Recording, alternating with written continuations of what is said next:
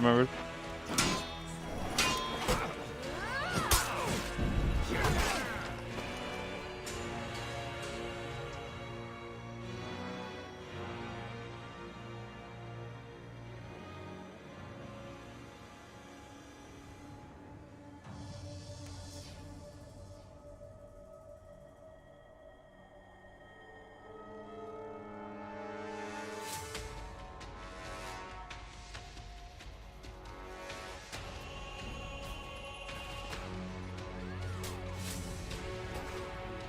Good.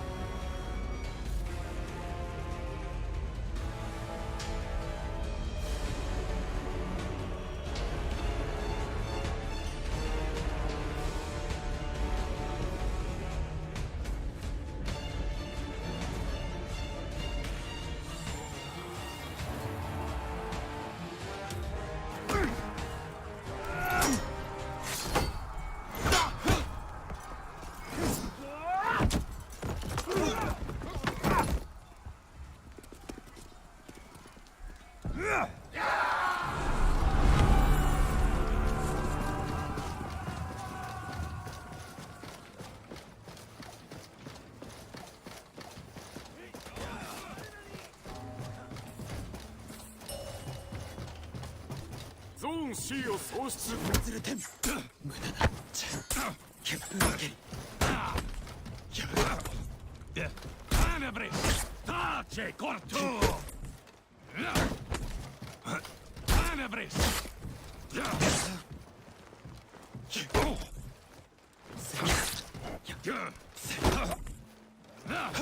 無駄だ。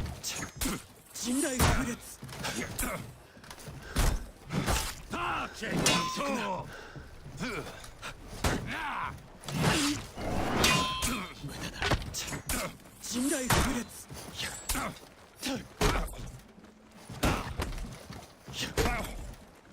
Tenebre tace corto. ゾーン C を制圧。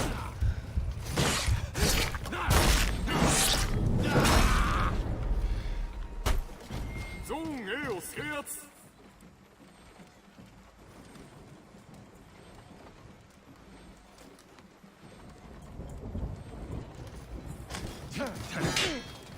tace corto.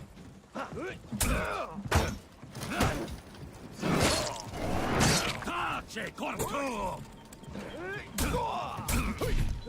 阿弥陀佛。Tenebre tace corto.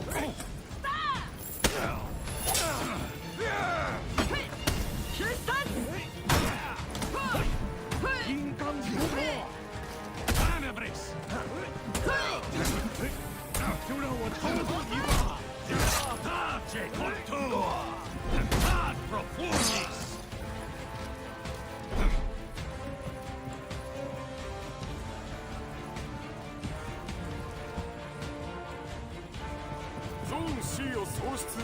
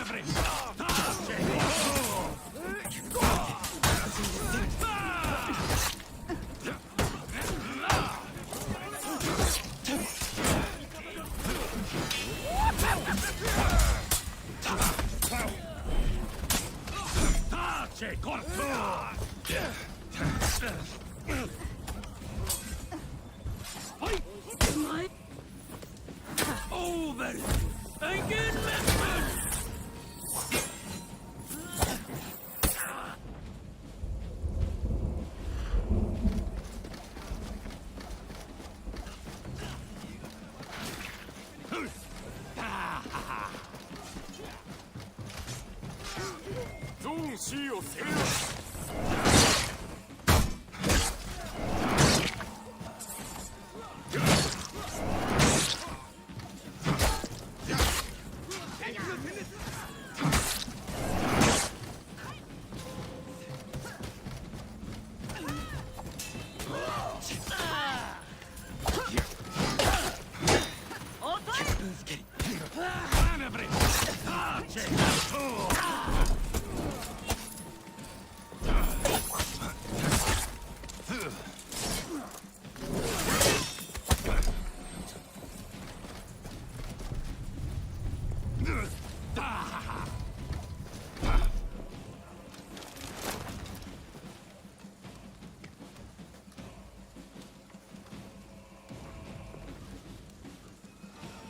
ゾーン A を喪失。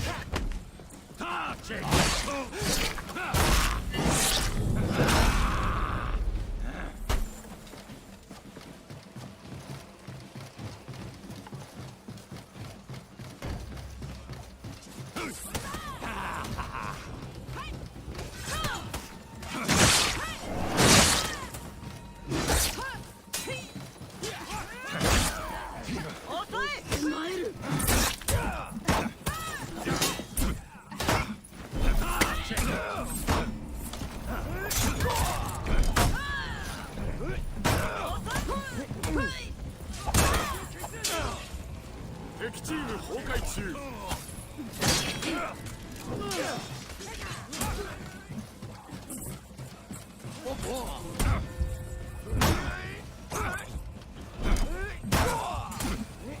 ーン A を制圧。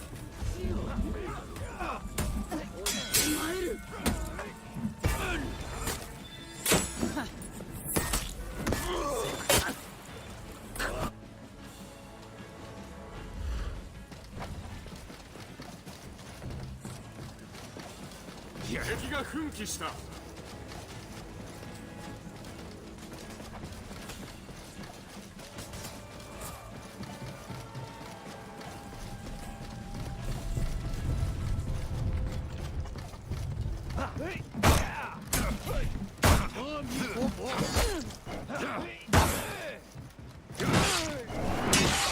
Tace corto! Ami popo! Tinkan popo! Tace corto!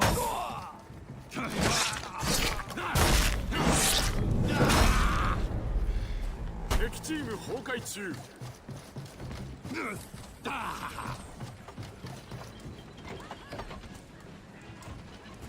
味方チーム崩壊中。味方チームが奮起。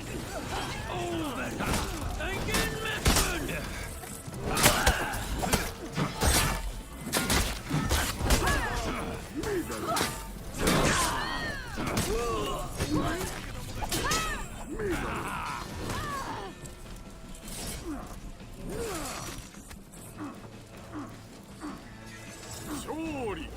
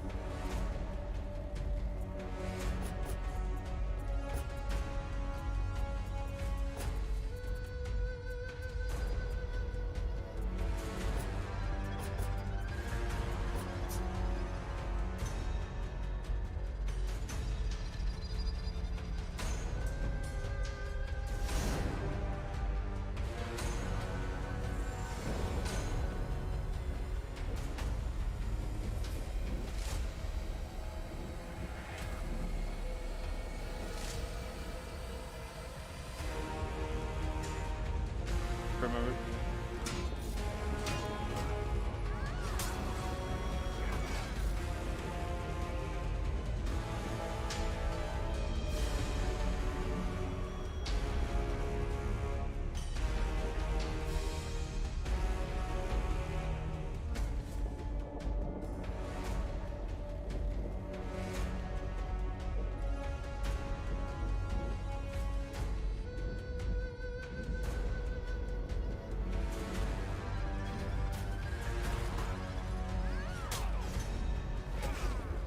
Bishop.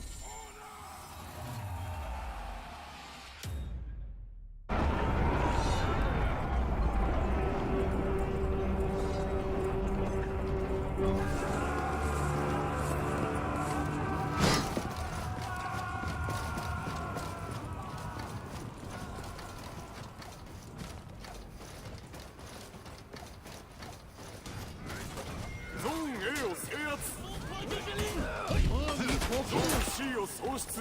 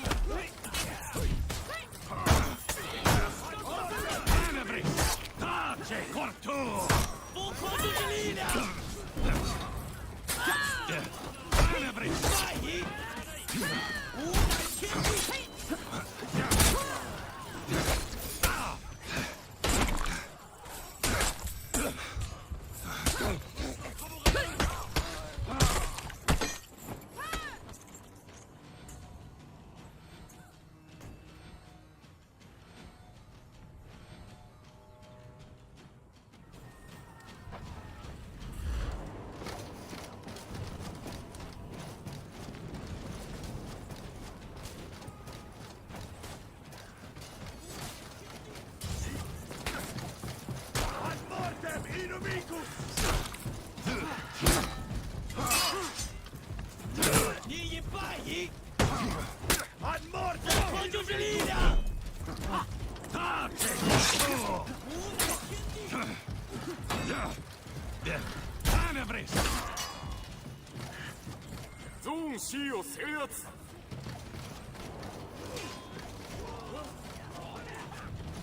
ゾーン A を喪失。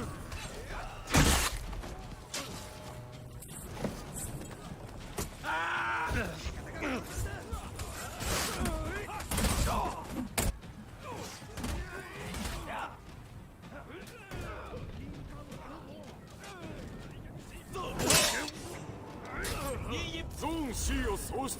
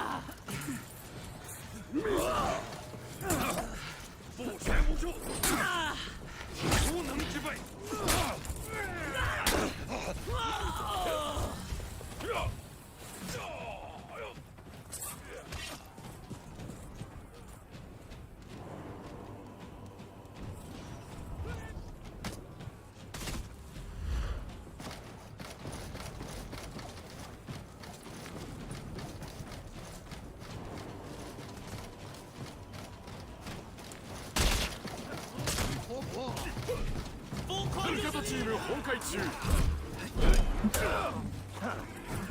你一败一。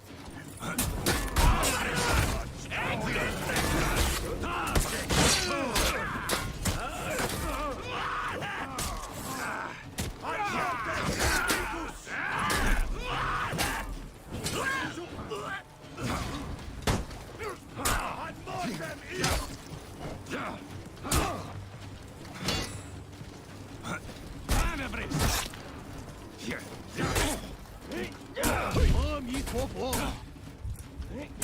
ーン A を制圧。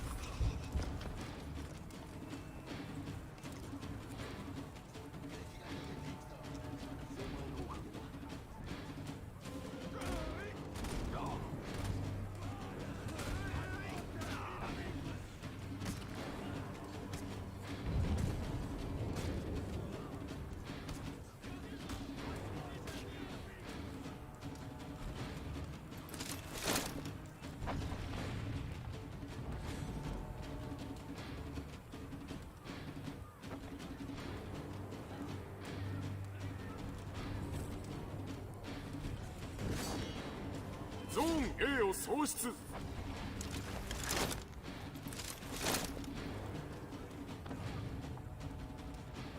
敗北。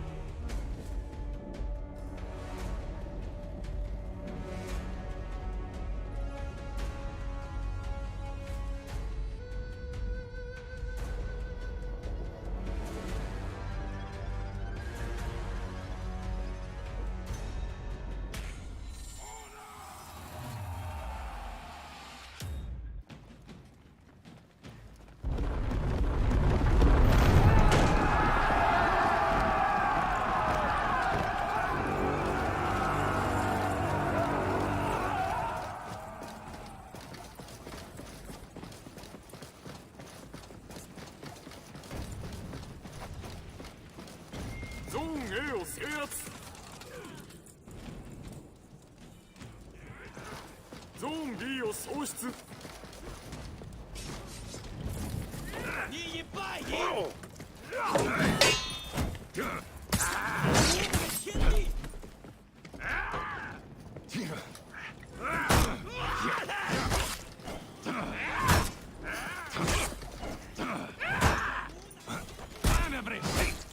Tace corto!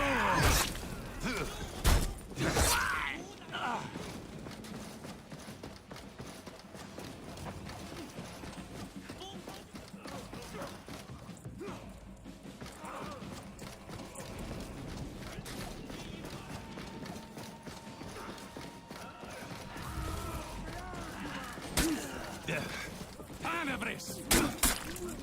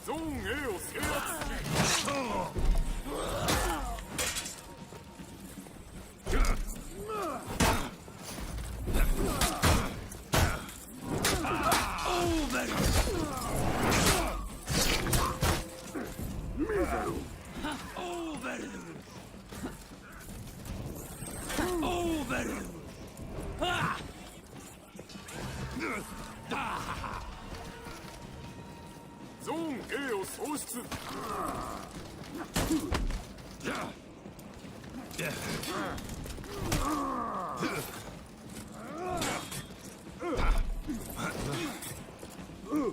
戦ってこい。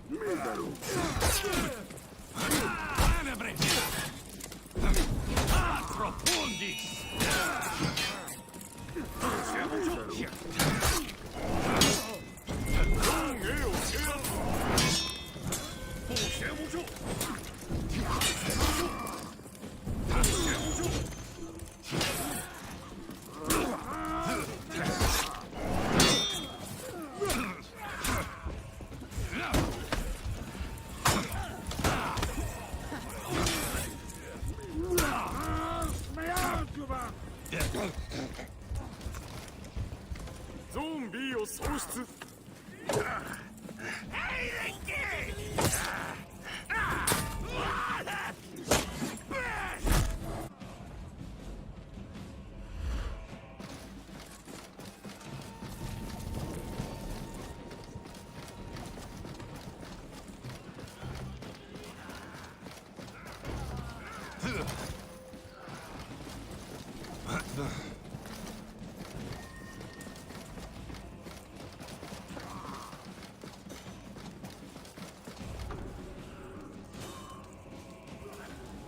復讐するは我にあり。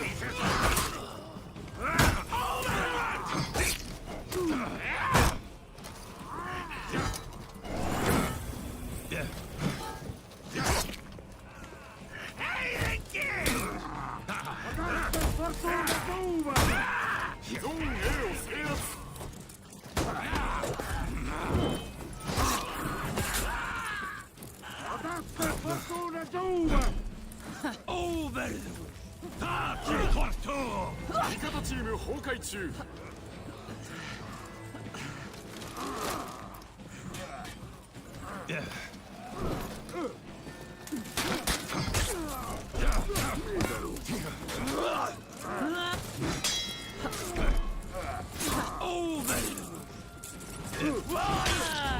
味方チーム崩壊中。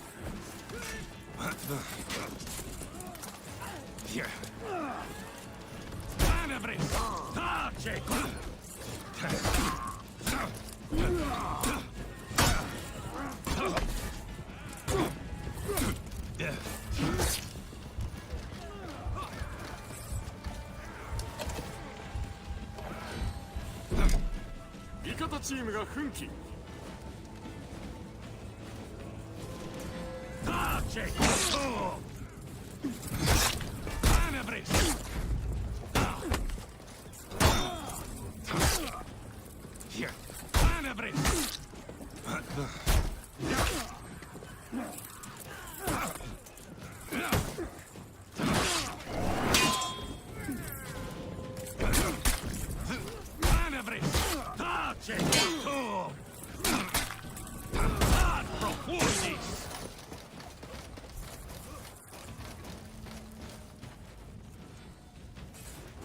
味方チーム崩壊中。敵チーム崩壊中。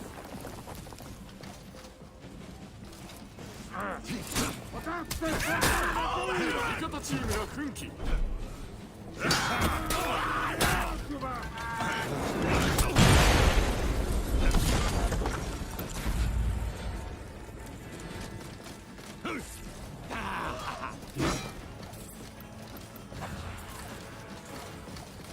味方チーム崩壊中。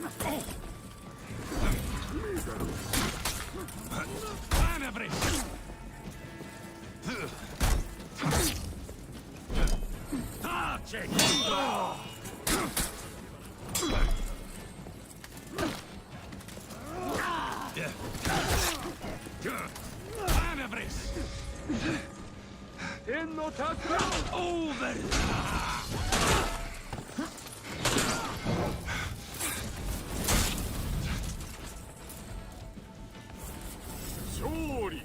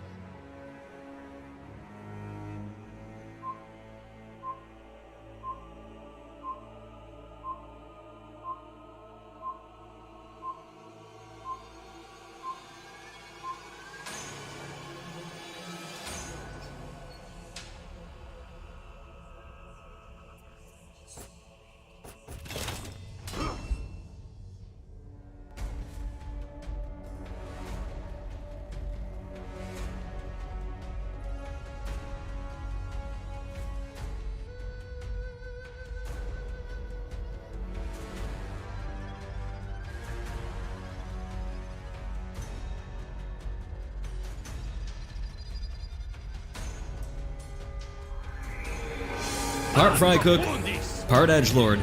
If you see a Black Prior on the other side, you know you're gonna have a bad time. BP was the first hero added back in Year 3 and brought a unique counter to almost everything but a guard break. Black Prior is quite literally Know You, the character. Before we even get to the infamous flip, BP's opener lights have a superior block property, as does their dash forward heavy. You can open up a combo with either of these or a neutral heavy and follow up with either a light or undodgeable heavy attack. If you thought that seems like a weird spot for an undodgeable heavy, then you forgot what BP is holding in their left hand. Black Prior has 4 different ways to shield bash, all guaranteeing a finisher light if they connect. The first is, as you just saw, after an opener light, with the main mix-up being orange or blue. The second is Black Prior doing their best Conqueror impersonation, with the mix-up obviously being Will You Bash or Guard Break.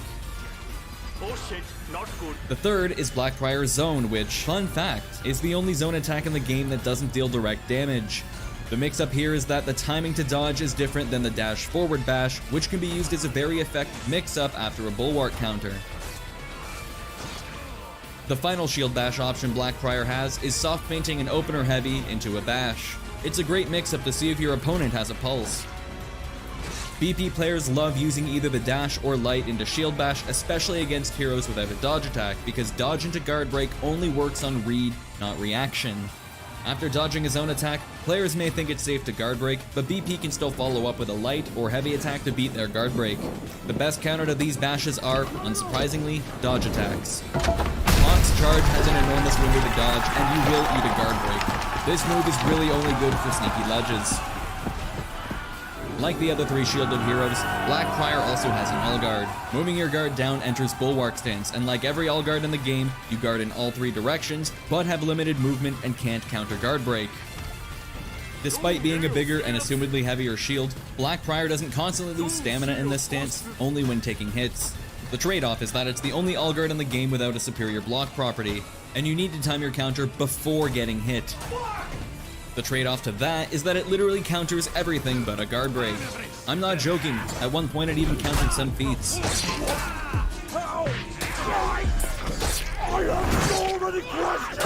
Well, you got me. By all accounts, it doesn't make sense. I'll make a detailed video covering what BP can and can't flip, since the 3 Mythbusters I made a while ago feature a lot of outdated info. But here's the Cliff Notes version in the meantime. Black Prior can flip regular attacks, orange attacks, bashes, attacks that weren't meant for them, most deflects, drop attacks, other flips, funny insta-kill move, hungry forest midget, and gun. Black Prior cannot flip guard breaks, thrown bodies, launched bodies, projectiles, larger projectiles, or depression. If you catch someone with it, Bulwark counter flips an opponent over your head and you follow up with a 360-degree slash, dealing 24 damage or throwing them off a ledge. If someone else attacks while you're flipping, they get added to the pile. And because of the 360-degree damage, if an innocent bystander is getting a close-up of the flip, they will be hit. After a flip, both the flipper and flippee are reset to neutral. Neither party has frame advantage. One of the coolest things about BP's Bulwark stance, and why they can clip all but 2 deflects, is the ability to fast flow into the stance after throwing or blocking an attack. You don't have to fast flow into a flip though. You can also throw an unblockable heavy from the right that acts as a chain starter. Being able to flow into Bulwark after an attack essentially means BP has an infinite combo, albeit a very predictable and arguably limited one, but hey, it's there. Obviously, BP is a solid enough hero in ones, and is a great pick in team games as well. Bulwark counter is a persistent threat when BP is outnumbered because players can't mindlessly throw attacks, lest they end up becoming human pancakes. If players keep feigning to guard break, it'll quickly fill BP's revenge meter. And if players just feint and don't follow up with another attack, then they're wasting time while you stall them from capturing points or helping their teammates. Another little thing that helps BP's defense is your guard matching the direction of your dodge. It has saved me on countless occasions and is really helpful. Bulwark Slash is also pretty good at catching opponents caught in the middle or off to the side of the fight. Black Prior also has an incredibly slow sprinting attack that doesn't link into anything or fast flow into Bulwark stance.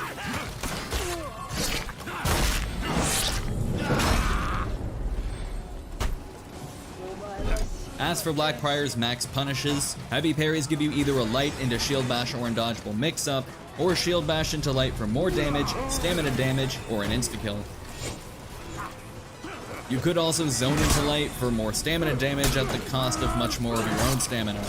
You can also use your crushing counter lights for more damage than the aforementioned punishes. If you're able to use either of them, both the dash forward heavy crushing counter and the flip deal 24 damage. Light parries simply net you a top heavy. No fancy moves necessary for the max damage here.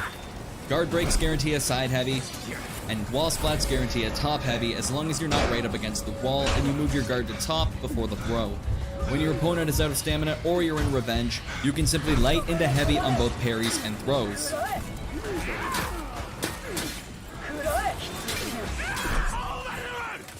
If you have the stamina, you can flow right into Bulwark Slash for some good unblockable pressure. On parries, you also have the option to forward dash heavy into heavy for more damage, but the timing is a bit trickier.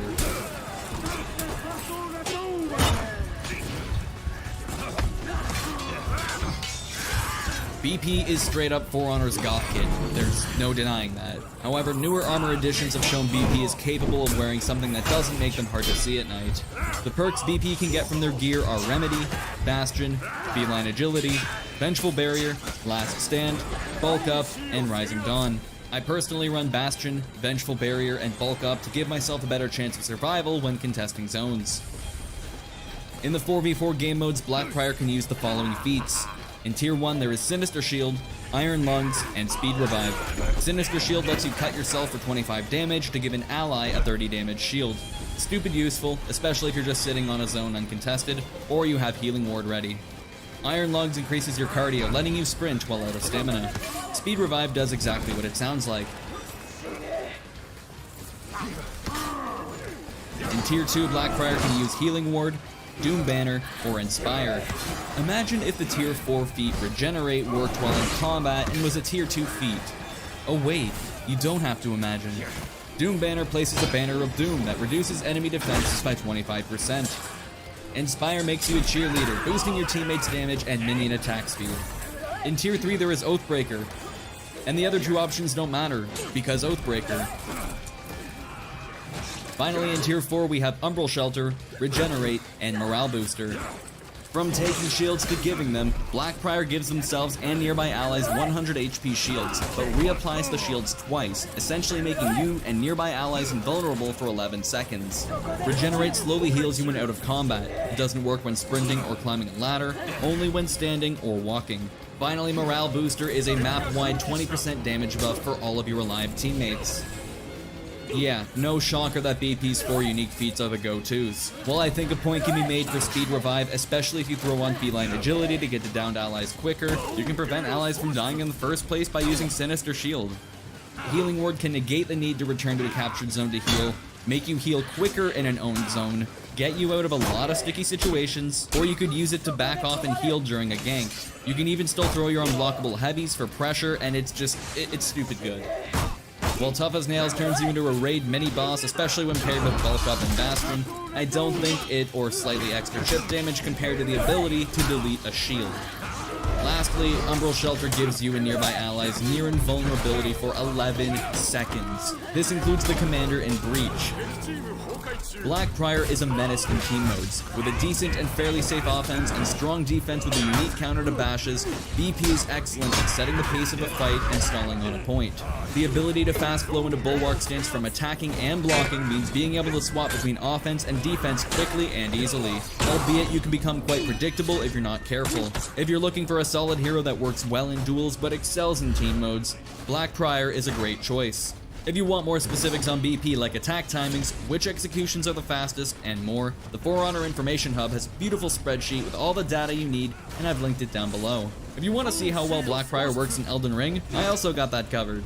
I'd like to thank you for watching and thank all my Patreon supporters who help make these videos possible, especially Shadow and the Rookie VA. Have a good one, and I'll see you on the next video.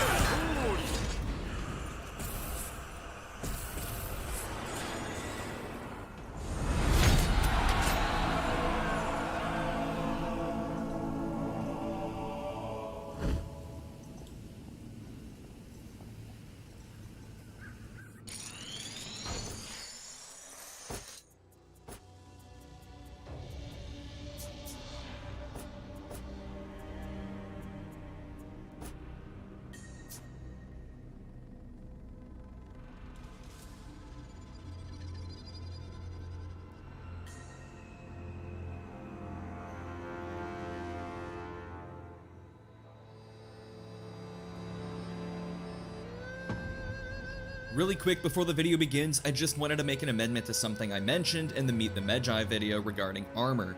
I am stupid and I always screw up sets and variations, so just to confirm, the Medjai is launching with 2 different armor sets with 3 variations each, and each variation has an alternate version. In regards to future armor, I jumped the gun because Pirate got new armor, so I assumed that Medjai would too. We'll just have to wait and see. Anyways, enjoy the video. After weeks of enduring the Plague of Frogs, a new plague has come to For Honor. 8-man Medjai games. From introducing us to future technology to bringing in a warrior from one of the most ancient civilizations in the world, anyone who thinks the Outlanders aren't shaking things up are in denial. The Medjai can use his weapons and main feats 2 ways, giving him more tools to ram these blades into his adversaries. Okay, I'm done with the Egypt puns for now. Thankfully, to keep things simple, your chains are the same whether you're in staff or axe mode, so you don't need to memorize 2 different lists of button combos for one hero. You change stances by moving back and hitting guard break. You can also transform to cancel the recovery of any attack or parry. You can even do it as soon as you lock on, so there's no awkward pause between locking on and swapping stances. However, unlocking or executing will force you back to the staff mode. Medjai can infinitely throw lights and heavies as long as you alternate between the 2, and literally all your moves start your chains. If you throw 2 lights or 2 heavies back to back, you finish your chain. Dodge attacks are a bit faster in axe mode but deal less damage than their staff mode counterparts. The same goes for the zone attacks, which are both excellent tools for their respective kits. You can throw a bash after a neutral or chain light, or between 100 to 500 milliseconds in a forward dash. Sounds simple, right? Well, let's take a closer look. The default stance, staff stance, is essentially big mode. Big range, big damage, and big attack times. In chains, your light attacks are enhanced, and everything has hyper armor. Basically, you hit like and take hits like a truck, so whiffing an attack to get into your chains isn't a bad idea. The bash in this stance is a good mix-up to see if your opponent is paying attention, or even has a pulse. You may need to alert the authorities if they don't dodge this in a 1v1. It's a fantastic tool for ganking though. And you deal 20 damage if you're not hit out of it. As staff stance is the default stance when you're not locked on, you also have a sprinting heavy from your right side that can start chains. In comparison, axe stance is little mode, little range, little damage, and little attack times. In chains, a light attack after a heavy is 400 milliseconds, and heavy finishers are unblockable.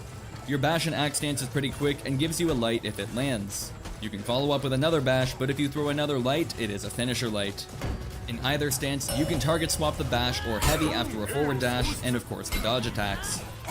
Medjai's staff stance ensures he will win the trade wars in teamfights. Just keep target swapping or aim for externals, and eventually some poor soul will eat 30 plus damage trying to parry you. He tried it. You can try the axe mode in teamfights, but its short reach means externals will rarely land. Although having an unblockable heavy may be good for forcing a reaction out of an opponent. It's a bit bizarre that it isn't mentioned in the moveset, but Medjai's guard direction currently matches the direction of your dodges, so bear that in mind. Medjai's max punishes are interesting, not only because there's 2 stances and thus 2 different punishes, but because Medjai can cancel the recoveries of parries with a stance switch, meaning you can perform any parry punish regardless of your stance if you time your transform correctly. For example, on heavy parries, you can land a light in either stance for the same damage, but in staff stance you can land a zone attack. If you're in axe stance and transform during the parry, you can still get that staff zone. On light parries, axes get a heavy in any direction, but you get more damage in staff stance with a side heavy. On guard breaks, you're stuck with what you've got. Axe stance gets a heavy in any direction, and staff mode lets you top heavy. On wall splats in axe mode, you can throw an unlocked heavy. Off a forward or back throw, it seems to always be guaranteed, but on side throw, if the guard is to the right, it'll be blocked. In staff stance, you can stay locked on for that side heavy. Just make sure you hit the opposite side your opponent is guarding if your guard is on top when you throw. When an opponent is unbalanced, parries and throws net the same punishes. Back-to-back heavies in axe stance, or zone into top heavy in staff stance. This is the only punish where axe stance is stronger, but remember you can't recovery cancel with a stance swap on throws. We're not actually done yet. Because Medjai's tier 2 feat makes bashes debuff opponents, the following punishes may not be the highest damaging but can be considered in 4s. On heavy parries, axe mode can bash into light to reduce your opponent's attack damage. Light parries let you use the staff mode bash to reduce their defense. On wall splats, you can also land the staff bash if you're already in the stance. On knockdown parries and throws, in axe mode you can heavy into light into bash light. And in staff mode, just light, dash forward, and bash. You can even do this punish on a throw from axe mode by lighting and cancelling the recovery with a transform, then going into the bash. Medjai's fashion is great. I really love the references to different gods and his armor and weapons, although I do feel at times you're kinda locked into going with or playing around certain materials. For example, on the Revenant chest, there's a lot of verdigris armor that you cannot change. If you want to see a bit more of the fashion, I did cover that in the Meet the Medjai video. Medjai has all the assist perks, so Radiant Rebound, Remedy, Feline Agility, Supersonic, Clever Tactics, Rising Dawn, and Rapid Refresh. I might be biased, but because I think Medjai is much better as a team fighter, having Radiant Rebound and Feline Agility to let you get to a fight faster, and Remedy helping keep your cup full in a fight are the best choices. But I can definitely see a case made for Rapid Refresh if you want that tier 4 as often as possible. In 4v4s, Medjai has the following feats. In tier 1 there's Sunshine Strength, Body Count, and Iron Lungs. Sunshine Strength gives Medjai a different buff for the rest of his life depending on what weapon he uses to kill someone. Both buffs can be active at the same time, but don't stack with any other buffs. Body Count refills 1 HP and stamina per minion killed. Iron Lungs lets you sprint while out of stamina. In tier 2, Medjai can use Moonlight Drain, Executioner's Respite, or Thrilling Comeback. Moonlight Drain applies a different debuff to an enemy depending on what bash you land. Executioner's Respite gives you bonus health depending on the length of your execution, and Thrilling Combat heals you slightly when entering Revenge. In tier 3 you can choose Scarab Relief, Heal on Block, or Second Wind. Scarab Relief lets you choose between Second Wind and Axe mode, or a smaller AoE heal in Staff mode. Heal on Block, heals on block. Second Wind heals you for 25 damage regardless of your stance. Finally, in tier 4 there's Astral Manifestation, Catapult, and Arrow Storm. Just pick Astral Manifestation. You've either got a high damage single hit projectile, or a bomb that's decent enough at clearing the minion lane. I think many players will find the most benefit from using Medjai's unique feats, although Body Count is pretty tempting not only because Medjai has insane minion clear, but Sunshine Strength only applies if you get a kill. Second Wind can also easily be chosen over Scarab Relief if you want the bigger self-heal without having to swap stances. I think Moonlight Drain and Astral Manifestation are probably the two you can expect every Medjai to run though. Lowering an opponent's defense when landing the Staff Bash has insane potential in ganks, and Astral Manifestation's axe is funny. I'm glad I no longer have to keep this under wraps, but the Medjai is really fun to play. I'll be honest, at first, I didn't really like the kit, but the more Medjai I played, the more I enjoyed him. Being able to access most of your max punishes from either stance will reward technical players, and honestly going full Unga Bunga in team fights and staff mode is just very fun. If you're looking for a hero that anyone can pick up but will take time to master, try the Medjai. Thanks for watching, and thank you to my Patreon supporters, especially Shadow and the Rookie VA. Have a good one, and I'll see you on the next video.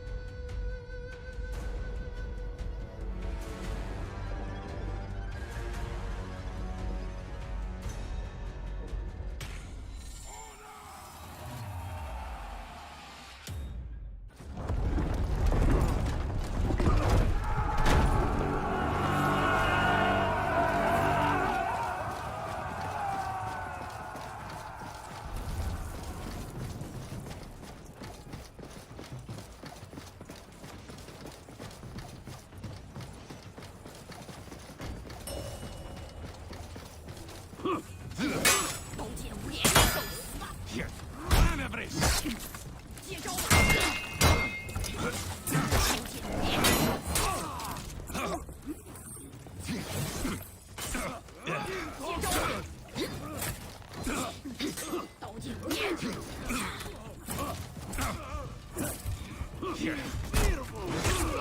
接招吧！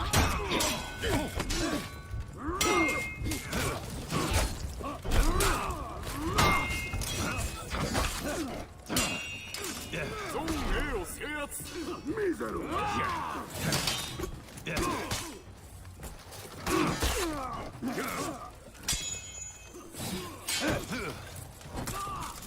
能之輩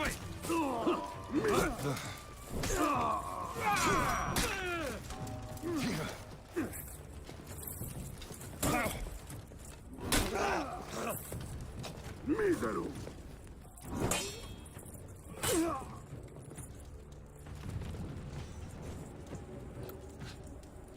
ゾーン C を制圧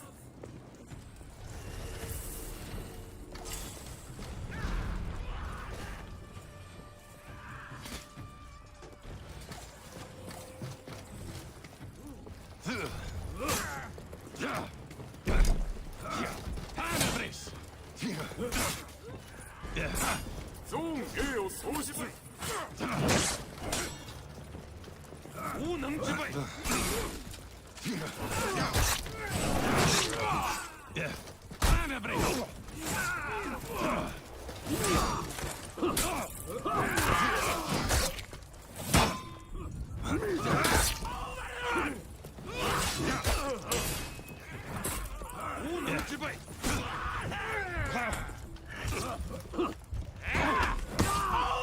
ゾーン A を制圧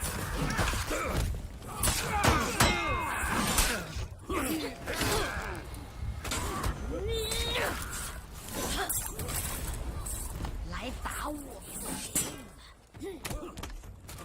接招吧！接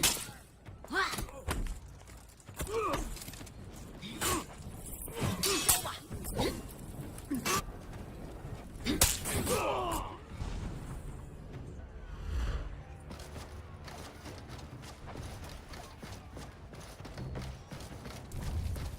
ゾーン C を喪失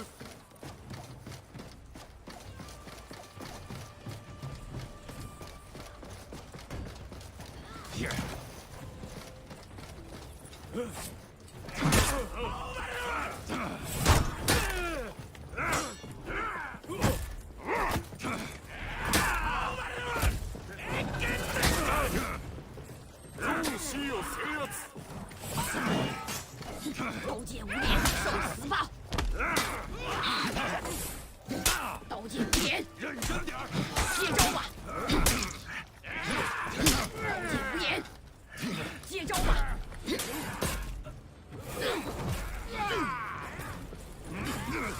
接招吧！眼。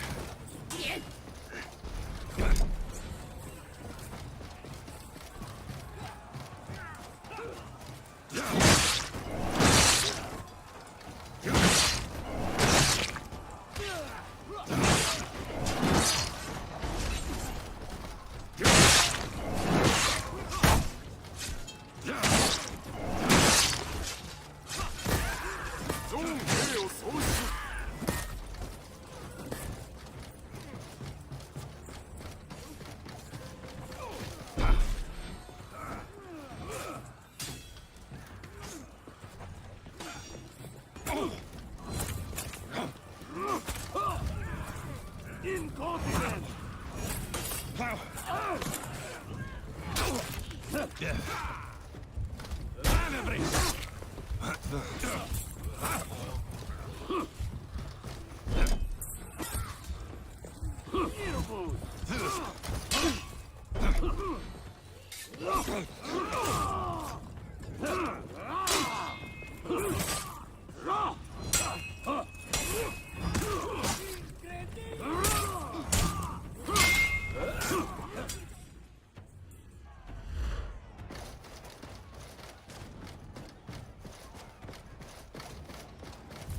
ゾーン A を制圧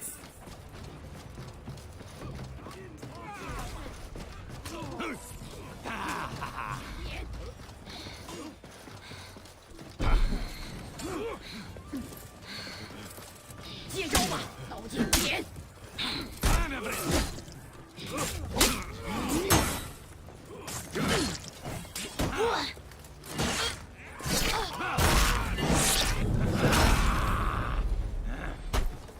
ゾーン A を喪失。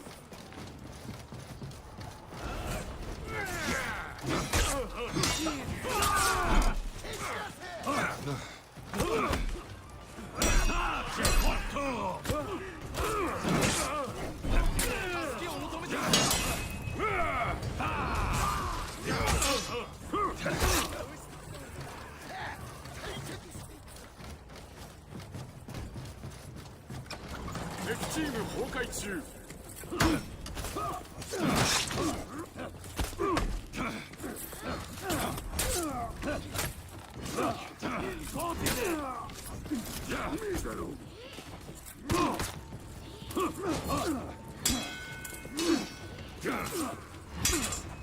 敵が奮起した。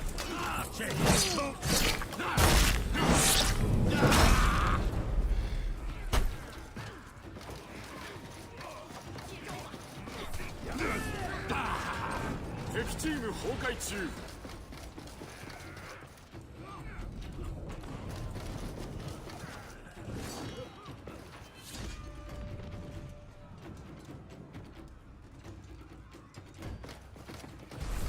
敵が奮起した。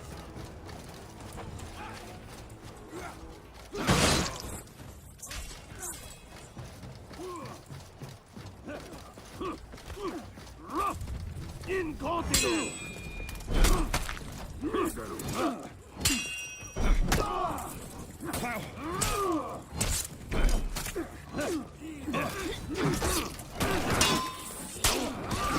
敵チーム崩壊中。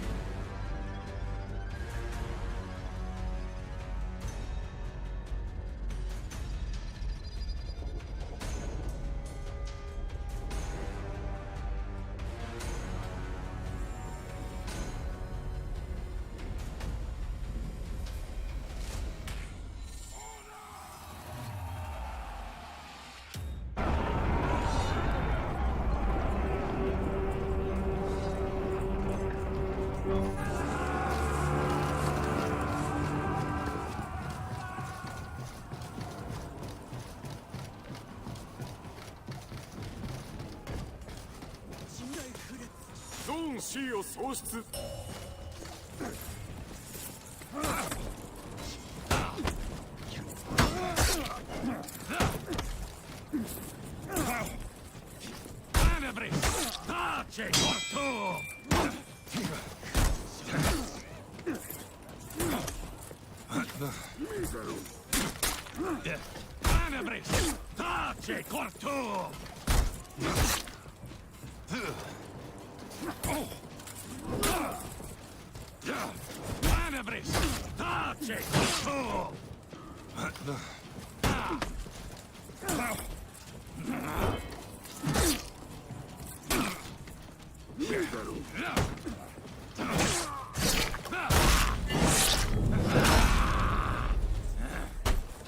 ゾーン A を制圧。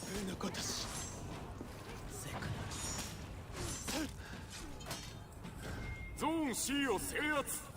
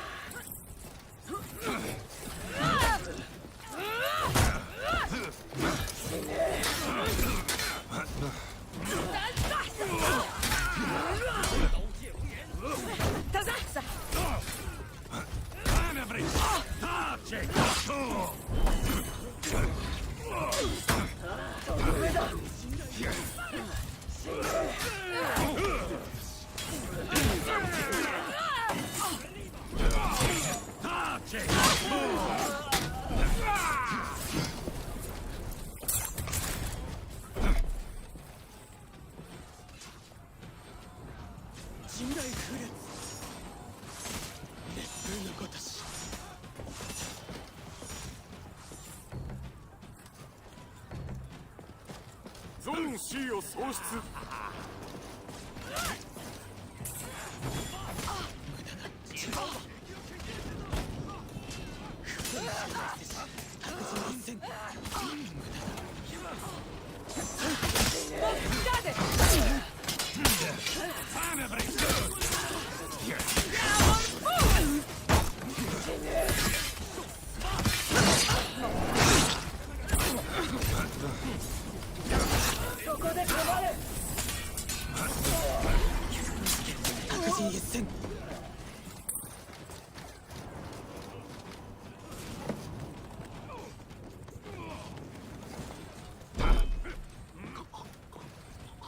ゾーン C を制圧。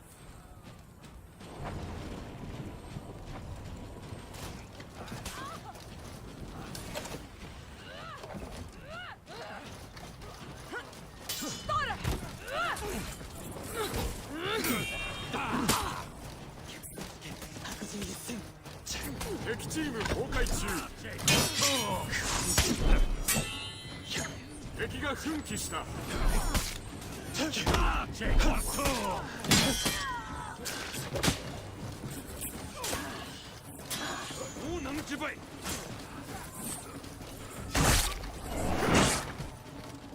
ゾーン A を喪失。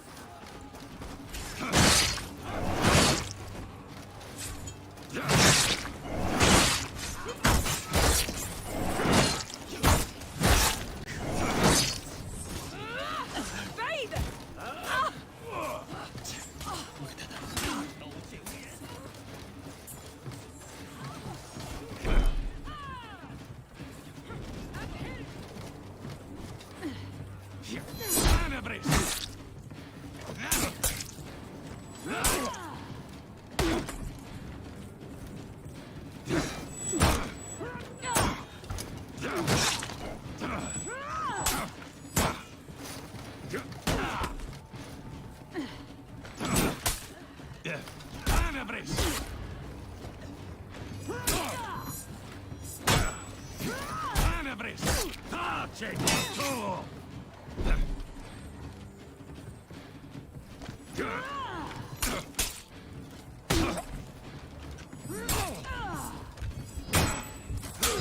拼尽全力吧！刀剑无眼，受死吧！ Tace!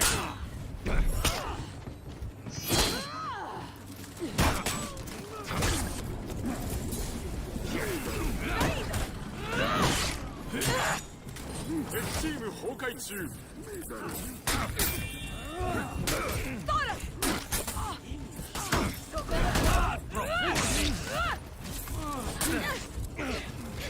敵が奮起した。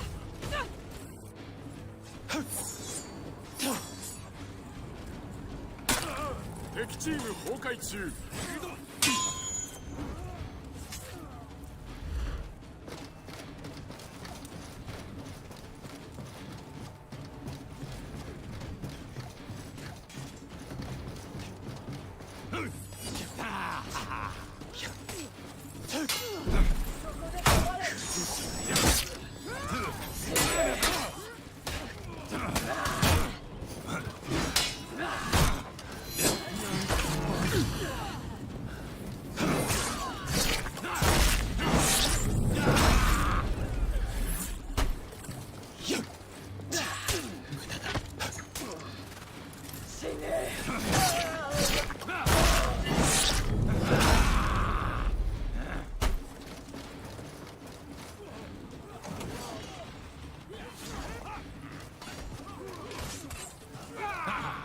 ゾーン C を制圧。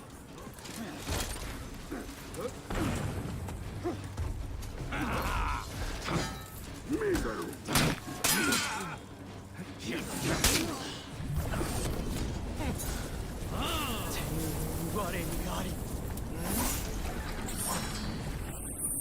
勝利。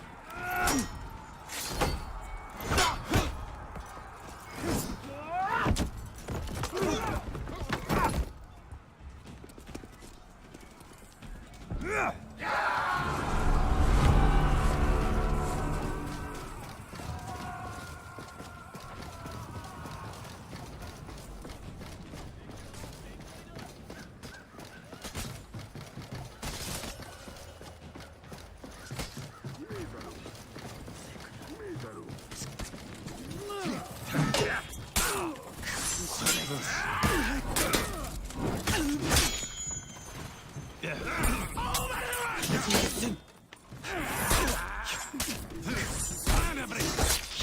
ェコルトゾーン C を制圧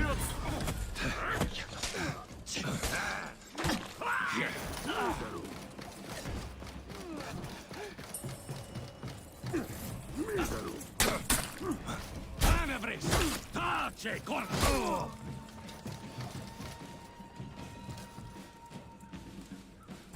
ゾーン A を制圧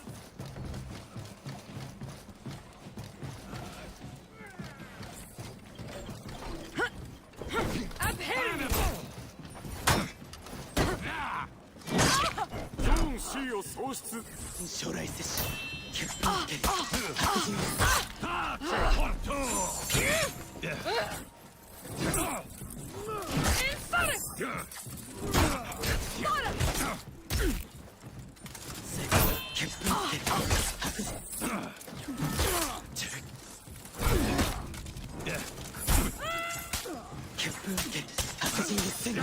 タチェコルト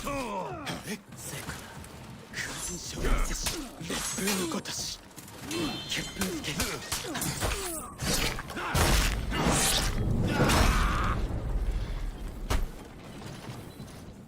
ゾーン C を制圧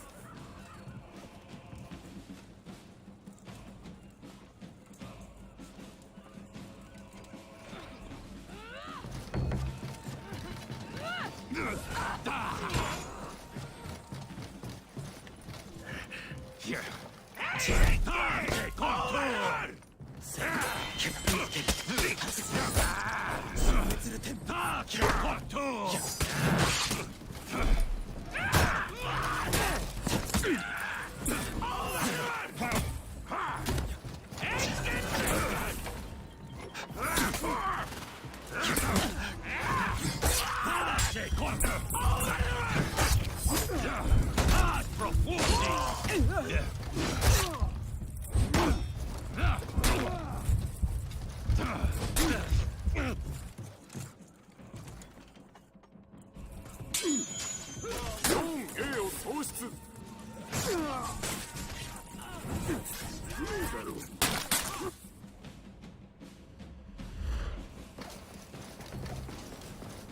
ゾーン C を喪失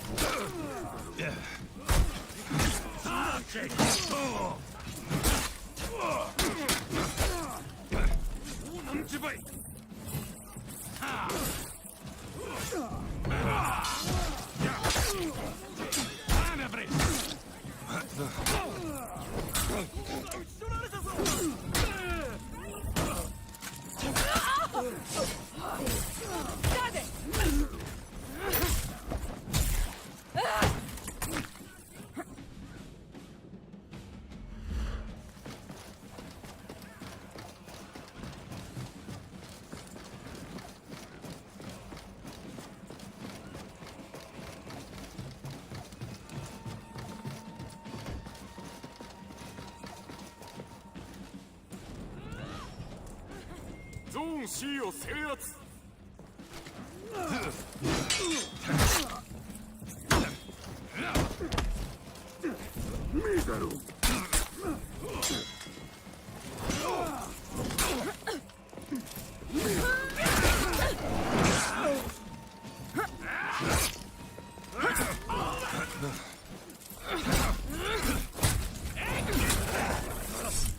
ゾーン C を喪失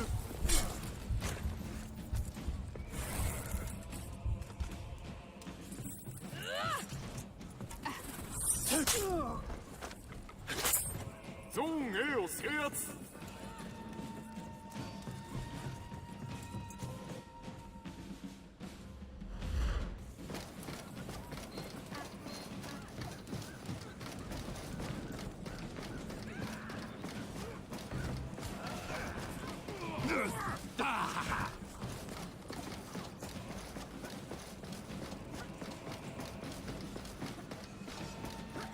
ゾーン C を制圧。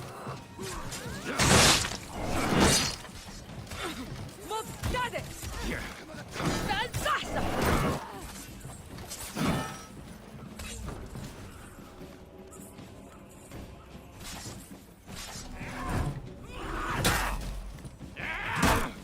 ゾーン A を喪失。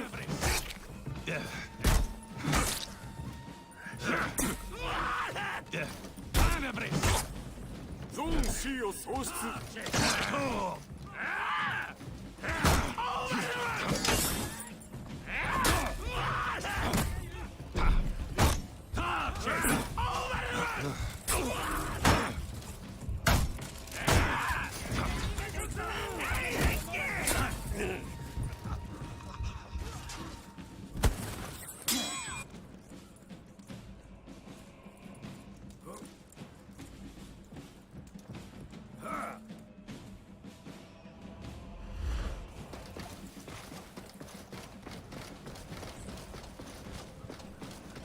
ゾーン A を制圧。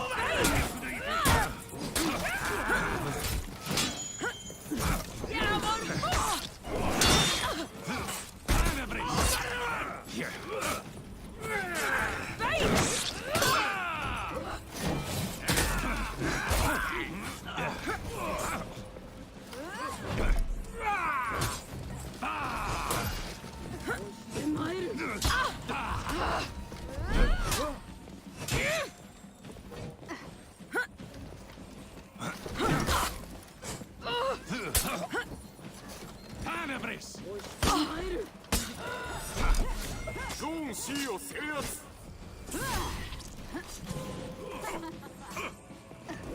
参る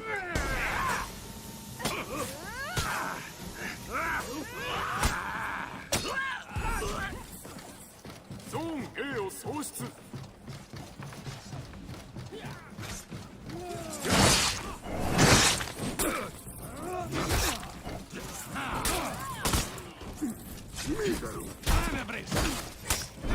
味方チーム崩壊中。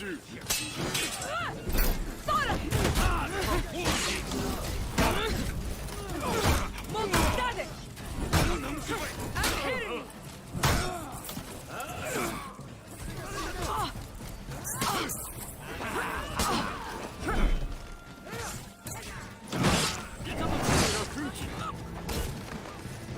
味方チーム崩壊中。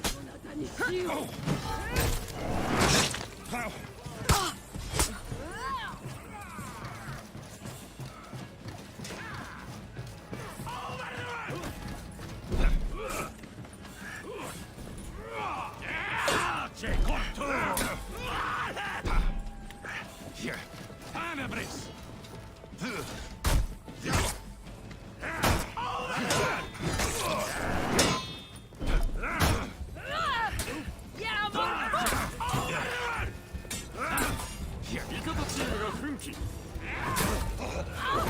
が奮起した。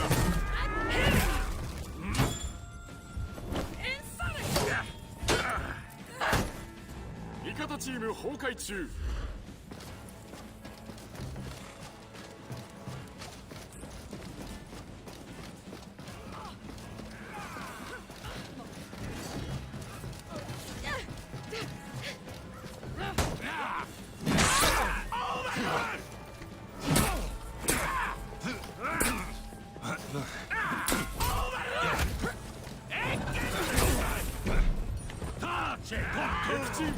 敗中。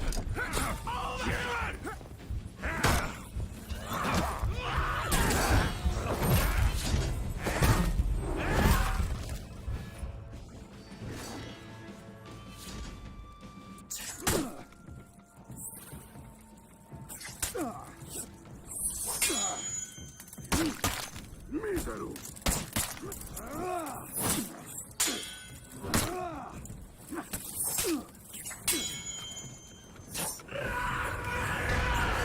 敗北。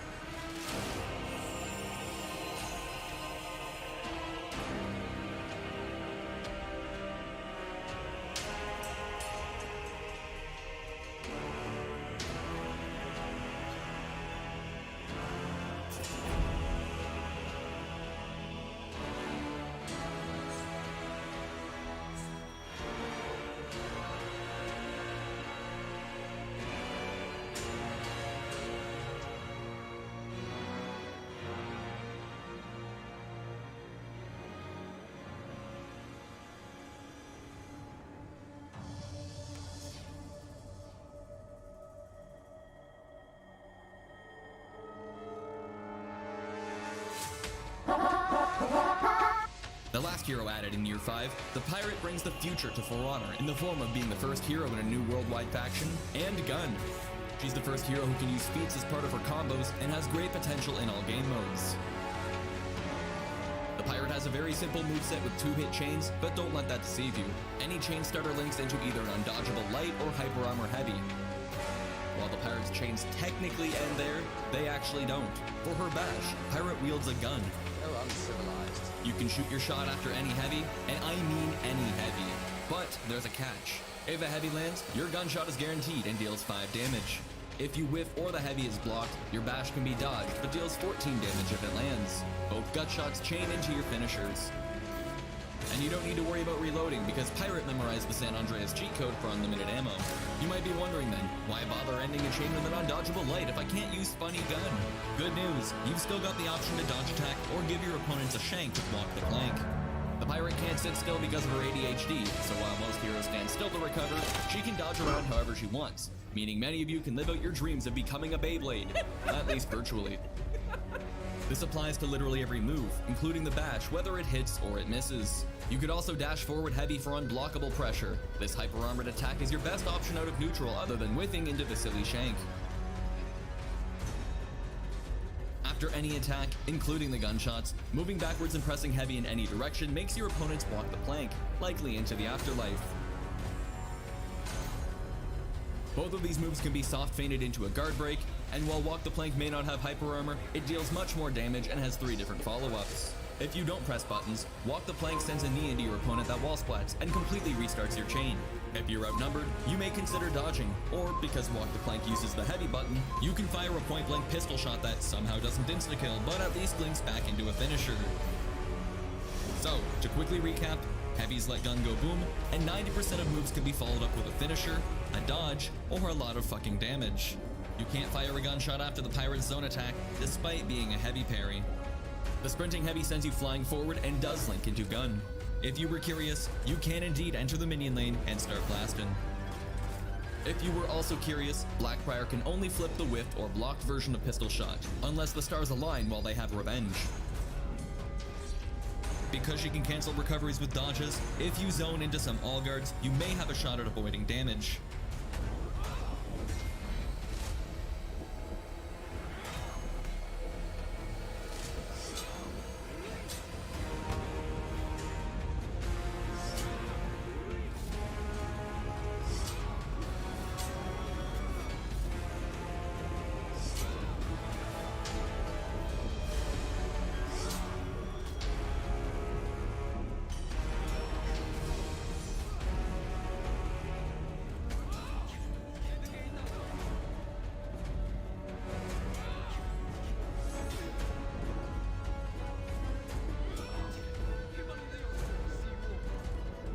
Arguably the most unique thing about the Pirate is that she's the first hero who can use her feats mid-combo.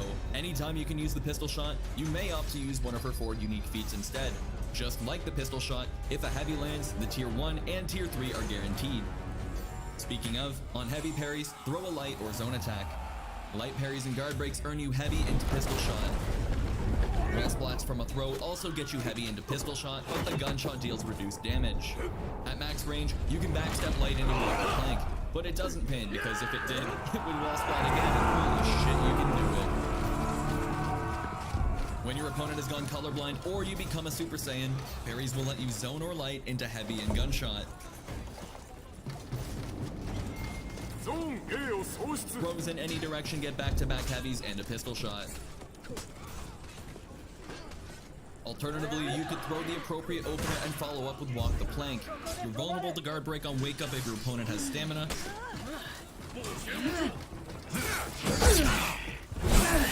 But thankfully, Pirate's ADHD lets you combat this. If you're up against you can give your opponents a short break by putting them in a cutscene combo.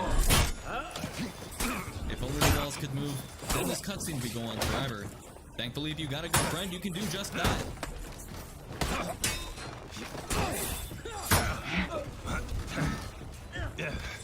There's so many Pirate videos and information coming out now that I'm not sure who found this first, but I did see it first performed by Havoc.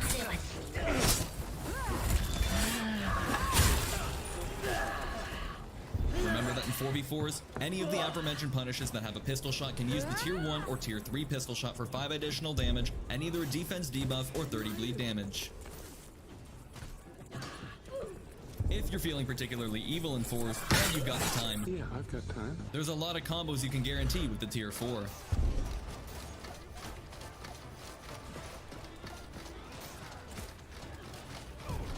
Is it worth throwing away 2 feats to potentially kill 1 person? That's up to you to decide. Some heroes only need 1 feat. Not to mention most times you won't get that extra heavy because of distance.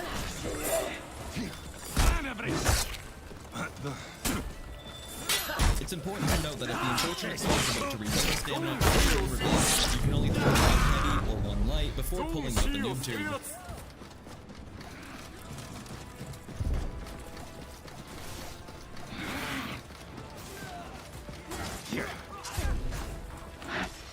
Thankfully, the heavy gun 100 to 0 gank in the early access is no more, as the gun feeds much more revenge.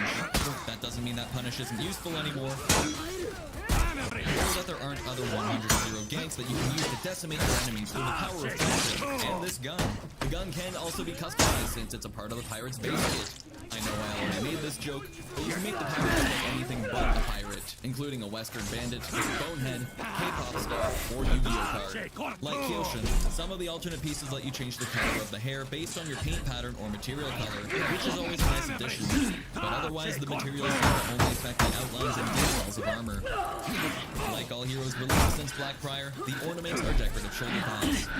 Pirates' gear perks are Shield Dart, Aegis, Endurance, Survival Instinct, Headhunter, and Fresh Focus. In 4v4s, the pirate has the following feats. Tier 1 is Armor Piercing Slug, Tireless, and Bounty Hunter. Armor Piercing Slug deals 10 damage and pierces an opponent's armor, making them take 20% more damage over the next 10 seconds. Tireless increases pirates' cardio, making everything cost 17% less stamina. Claiming a bounty rewards you with a full green bar and 20 HP. In Tier 2, the pirate has Pocket Bomb, Bloodlust, and Thrilling Comeback. Pocket Bomb steps back and tosses a bomb with a tiny radius and long explosion time. As you've likely seen on Reddit by now, the bomb can be returned to sender. As if you needed any other reason not to take this feat. Bloodlust helps satiate your bloodlust by boosting your attack and defense after killing an enemy hero. And Thrilling Comeback recovers some health when you enter Revenge. In Tier 3, there is Trick Shot, and it doesn't matter about the other 2. Trick Shot ricochets between up to 4 nearby enemies, dealing 10 direct damage and 30 points of bleed damage to each enemy it hits. Tough as Nails increases your max health, and Punch Through increases your chip damage when your heavies are blocked. Lastly, in Tier 4, there is Gunpowder Surprise, Regenerate, and Indomitable. Gunpowder Surprise is not only the funniest name for a feat, but acts as a ranged version of Yorm's Twilight of the Gods. Regenerate slowly heals you when out of combat and not sprinting. And Indomitable gives you a temporary shield when you reach critical health. While Armor Piercing Slug is a decent feat, you can definitely trade it out for Bounty Hunter. As I mentioned earlier, there's a ton of reasons not to take Pocket Bomb, and Bloodlust being an option is one of them. Trick Shot is undoubtedly the best Tier 3, and while it's a bit of a toss-up because of Indomitable, Gunpowder Surprise is just too much fun to pass up. While the pirate only has 2 hit chains, she has many options that link her back into her finishers and keep her chains going on indefinitely. With the reliance on heavy attacks to get into the fun game, it means we'll see complaints of heavy spam in the future, and I can't wait. If you want a hero that has lots of mix-up options, is easy to pick up, or you really just like pirates, then definitely try the pirate. Still can't believe that's the name they went with. If you want more info on specific damage values, attack timings, what executions are the most efficient, and more, the For Honor Information Hub has a beautiful spreadsheet that I've linked down below.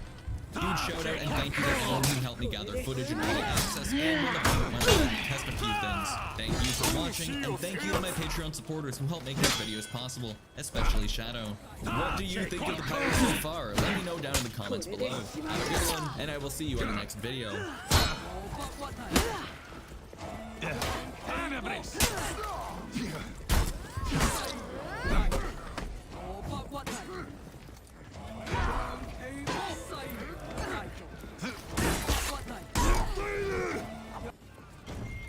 敵チーム崩壊中。敵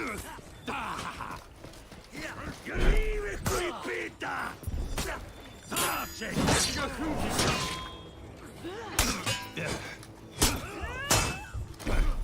た。Tace corto!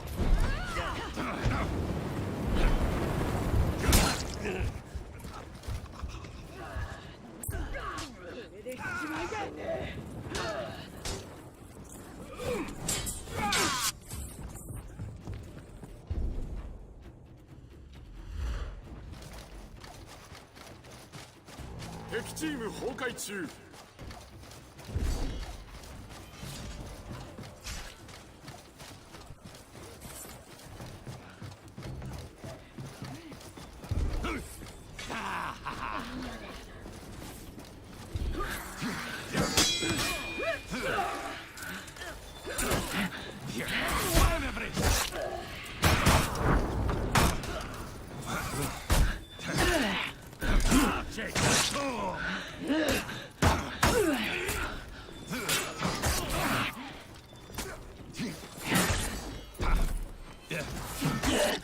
Tace corto!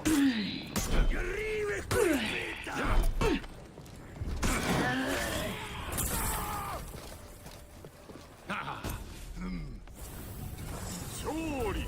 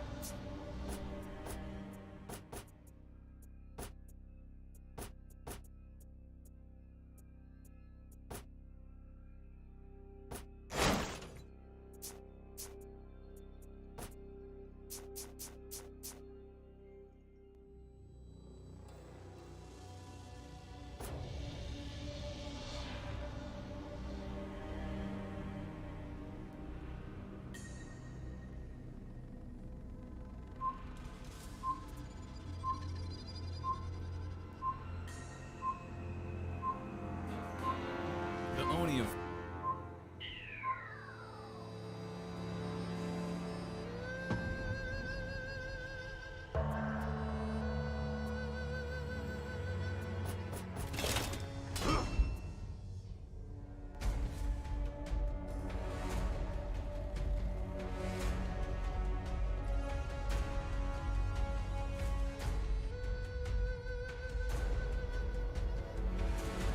The Akuma of For Honor. Warmongers are evil wolf mommies who fight similar to wardens, but with a bit more edge.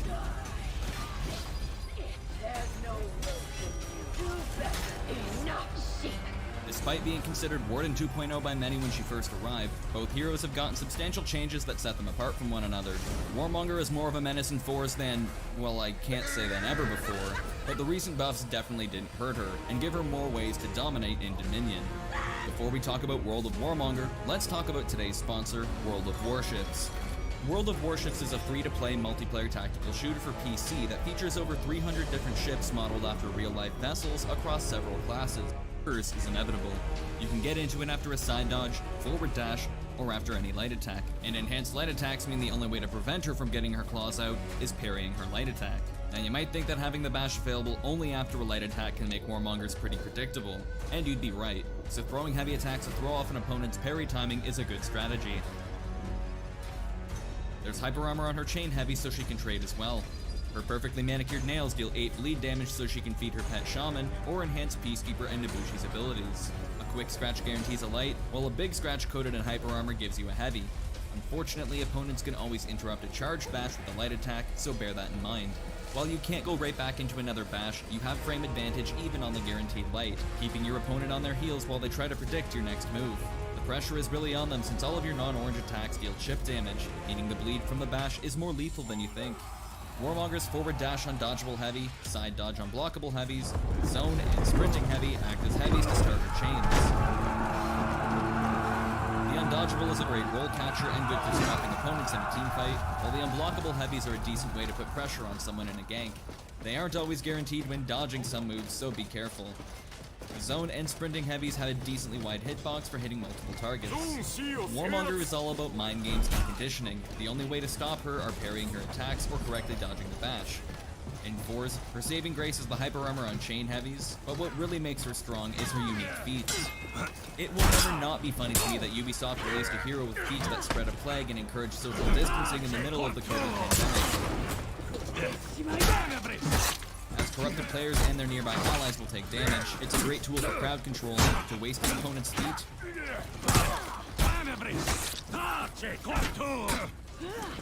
4 in a 1v1 to recover health or deal more damage. Warmonger's max punishes are very straightforward. Her parry punishes are the standard light zone on heavy parry and top heavy on light parry. And if there's a wall, you can charge someone into it for massive damage.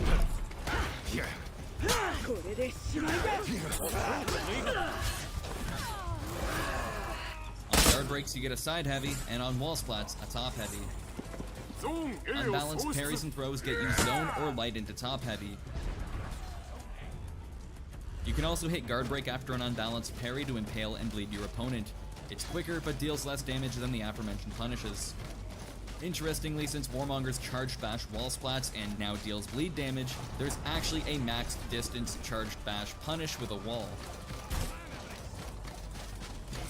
Warmonger's got the knight fashion many players have been begging for since launch, and she can be either super edgy or a literal white knight. Her ornaments go on her shoulders, and she benefits from the material color changes immensely. The perks she can get are Shields Up, Aegis, Devourer, Endurance, Level Instinct, Headhunter, and Fresh Focus. Getting executions with Warmonger isn't crazy difficult, so Devourer and Headhunter work really well, and Endurance is just a good perk. In 4v4s, Warmonger can use the following feats. In Tier 1 there's Corruption Blade, Rush, and Conqueror. After coating your blade with Corruption 19, you only have a few seconds to apply it to an enemy. Corrupted players and their nearby allies will take damage. Rush lets you run faster. Conqueror lets you conquer zones faster and hold boosts for longer. In Tier 2 there's Elixir of Corruption, Arrow Strike, and Flesh Wound.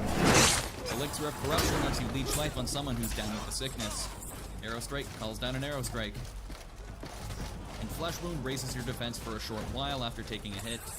In Tier 3, Warmonger can use Power of Corruption, Punch Through, and Toughest Damage. Power of Corruption lets you deal more damage to affected enemies, not only your direct attacks, but the damage of the corruption itself. Punch Through lets your blocked attacks deal more damage, and obviously Enhanced Lights will give you some good value from this feat. Tough as Nails raises your max health by 10%. Finally, in Tier 4, Warmonger can use Corruption Blast, Arrow Storm, or Auto Revive. Corruption Blast is a handheld plague nuke, affecting all nearby enemies. Arrow Storm calls down a storm of arrows, better in the minion lane than it is against other players.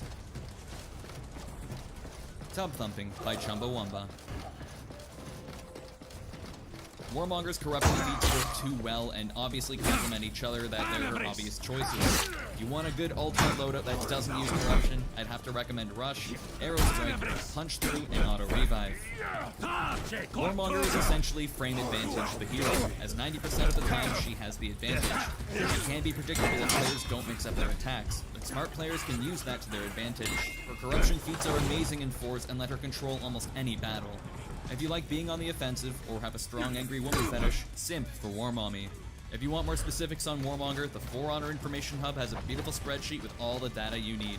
I'd like to thank you for watching. Remember, you can use the link in my description and the code BRAVO to get a whole bunch of free goodies in World of Warships. Thank you again to World of Warships for that sponsor, and thank you very much to my Patreon supporters, especially Shadow and the Rookie VA. Have a good one, and I'll see you on the next video.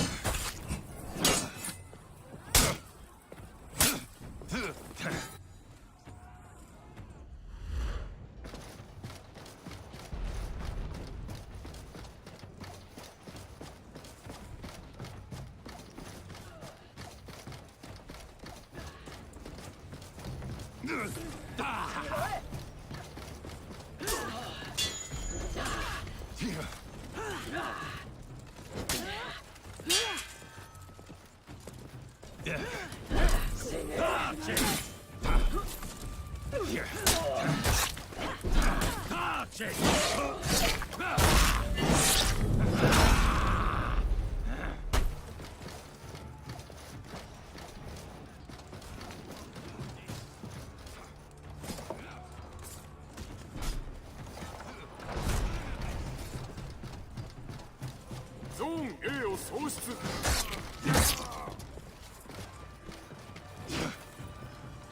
Sen Don Can.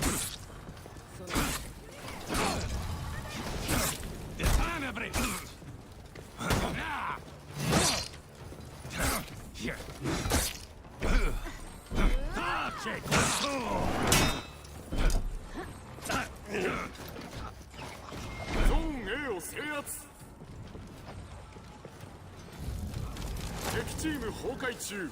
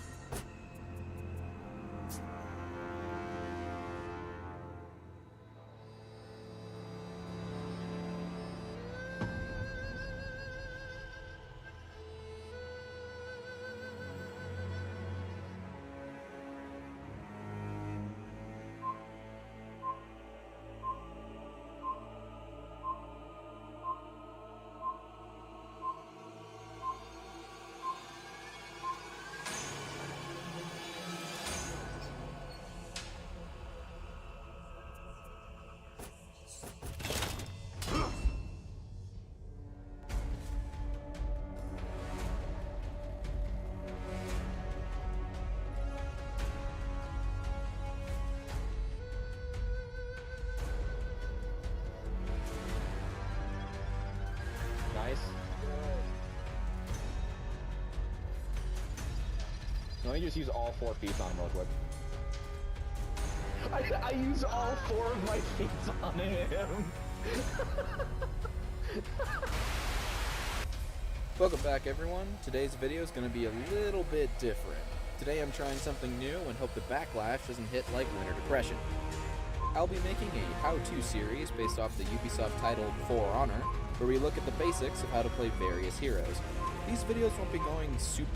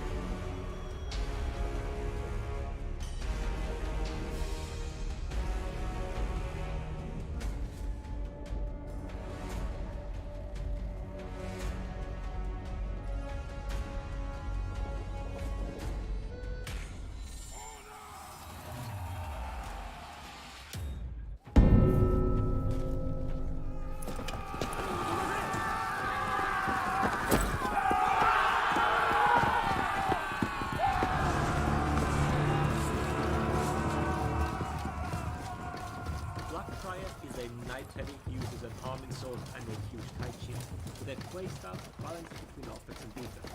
He excels when facing multiple opponents with his iconic shield flip move. Black Friar has a ゾ wide ーン variety A を of 創 defense. 出 He has a variable and background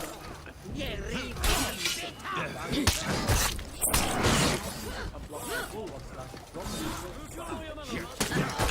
接招吧， chase down opponents who keep on range. 刀剑无眼，受死 Black 吧！ Friar has lots of options to capitalize, but can't be that without what his main weakness is full of which can't be anything punish with a powerful skill. Black Friar can fast block into bullet stance after blocking or after regular attack, which allows the flip to counter chain attack. The opponent tries to punish missed attack. One weakness ゾーン C を創出 Star Break Fate. Black Friar will superb team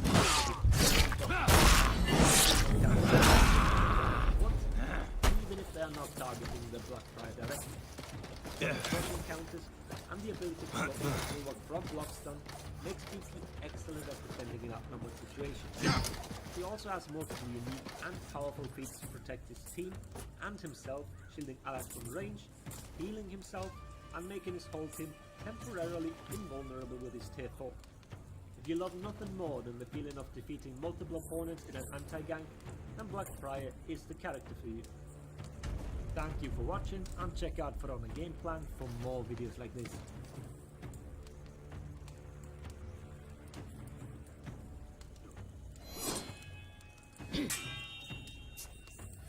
刀剑无眼，受死吧！刀剑无眼，接招吧！行，接招！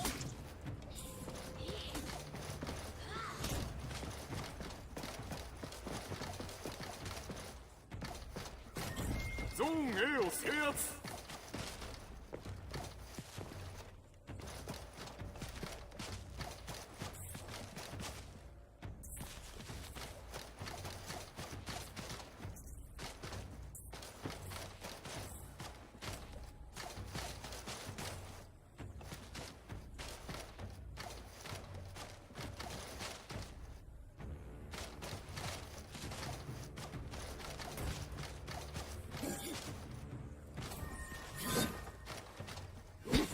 ゾーン A を創出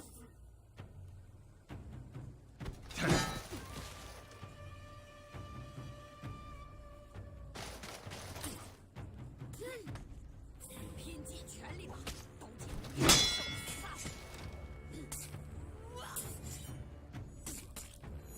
接招吧！刀剑无眼，受死吧！接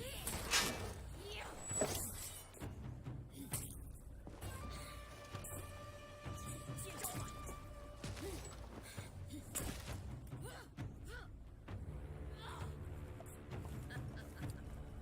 ゾーン A を制圧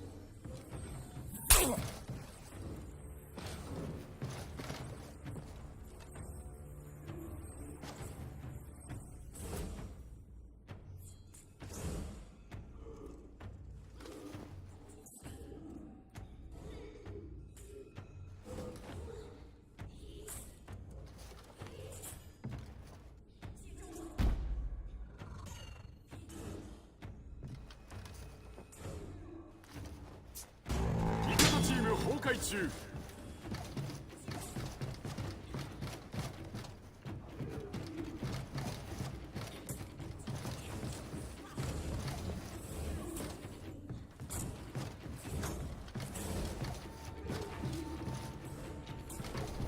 チームが奮起。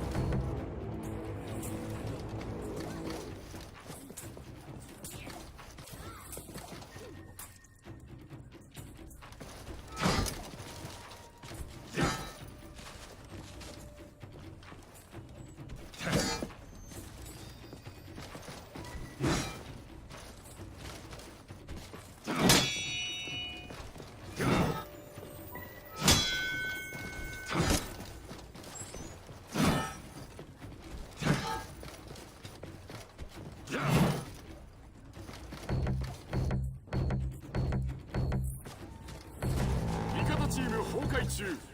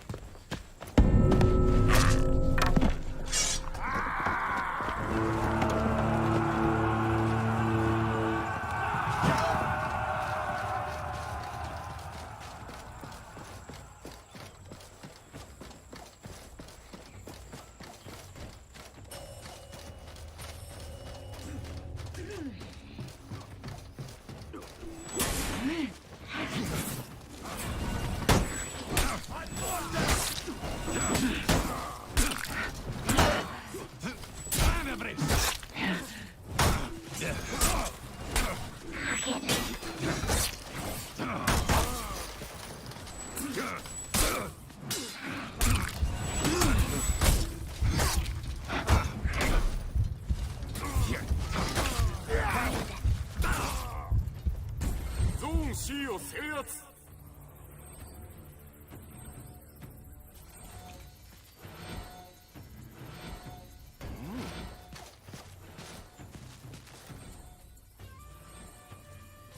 ゾーン A を喪失。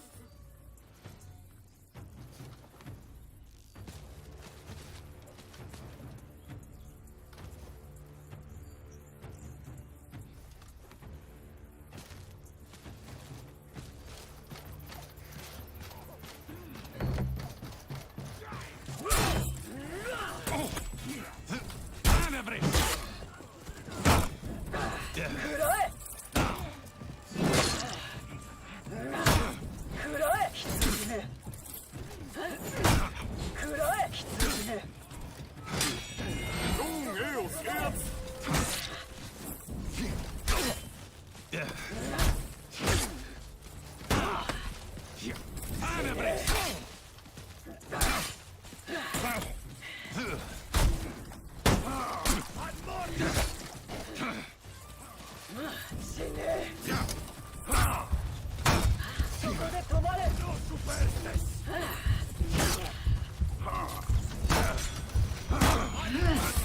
あれは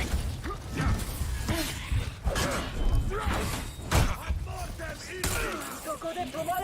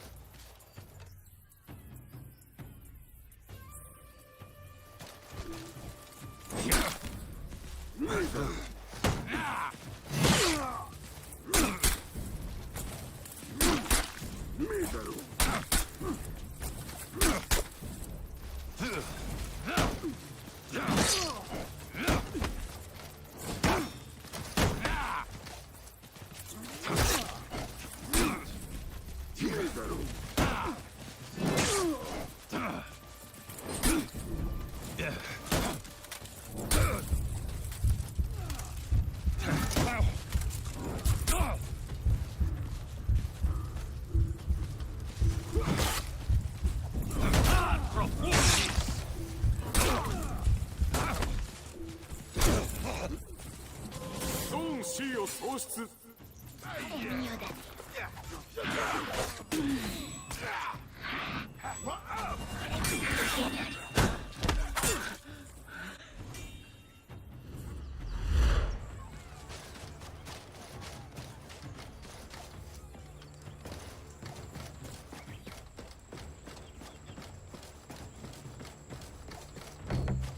ゾーン A を喪失。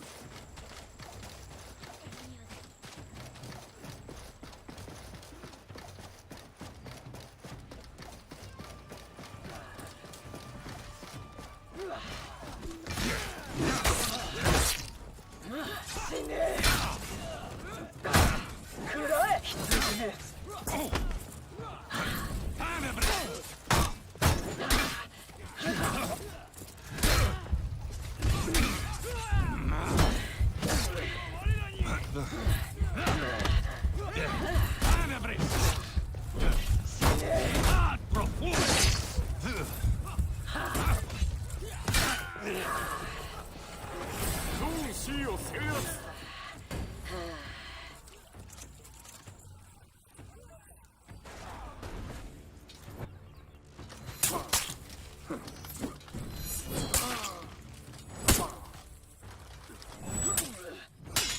死ね。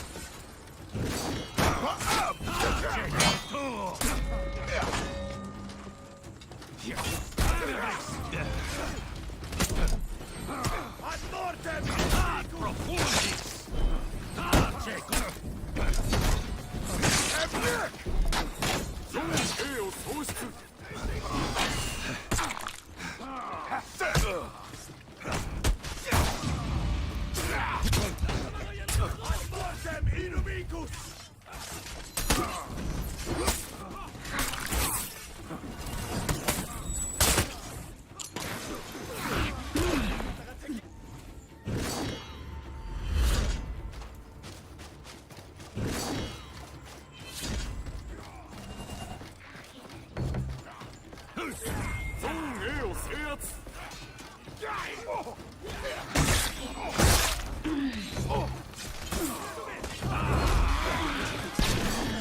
勝利。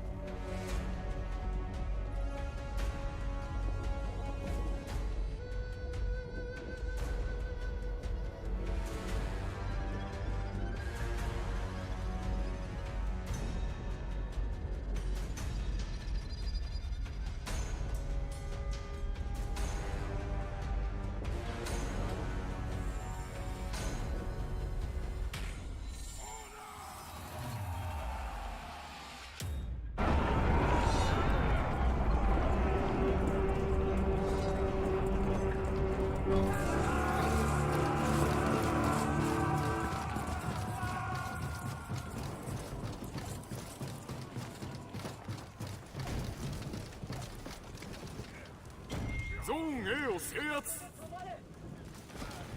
ゾーン C を喪失。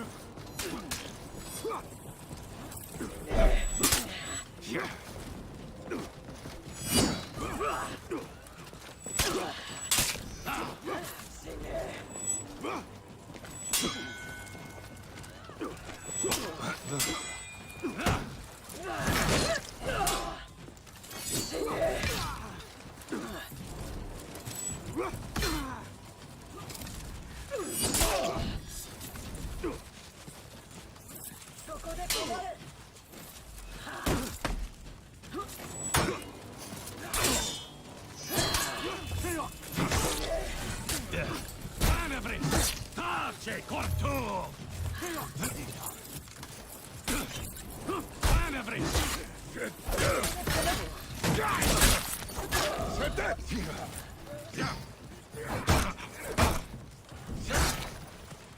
To work!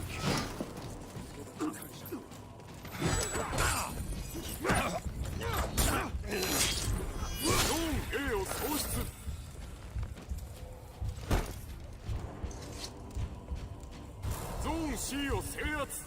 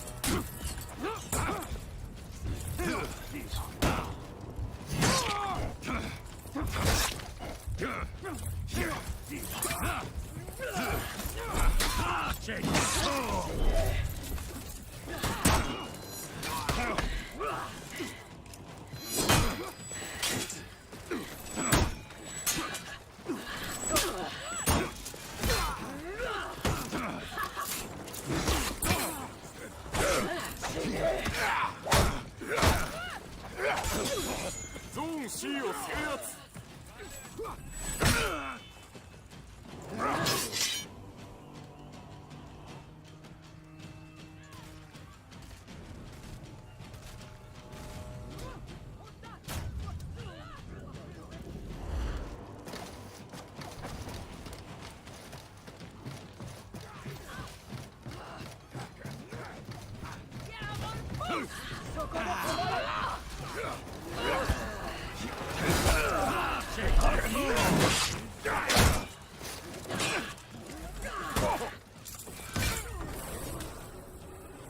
ゾーン A を制圧。النجوم تساند.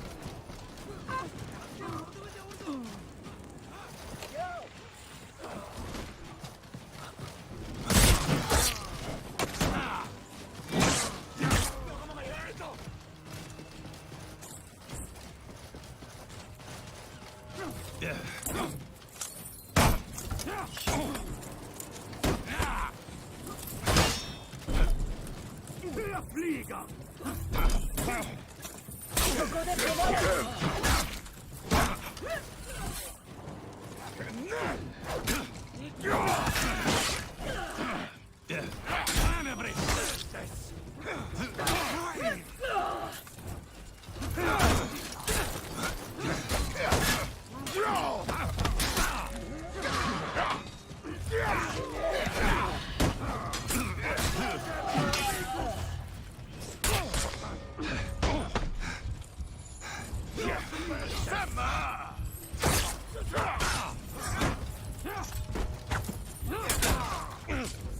ゾーン C を喪失。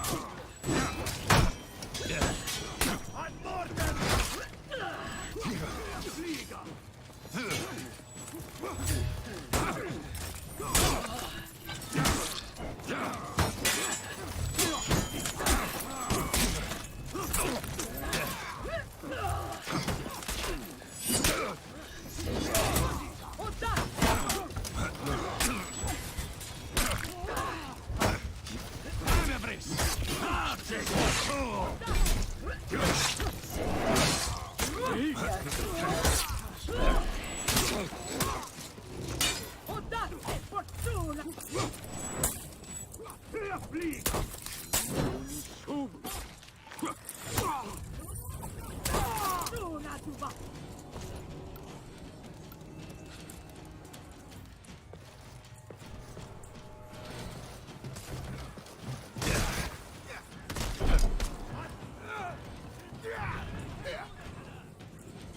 ゾーン C を制圧。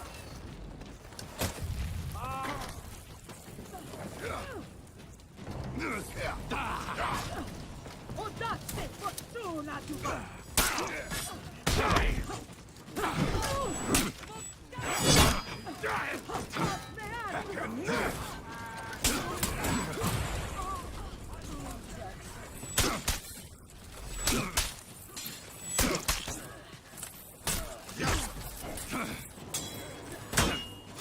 Manövris!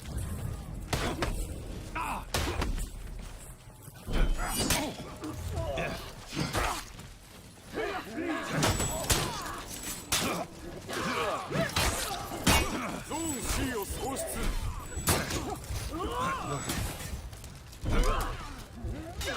Udaste fortuna, soco de comare.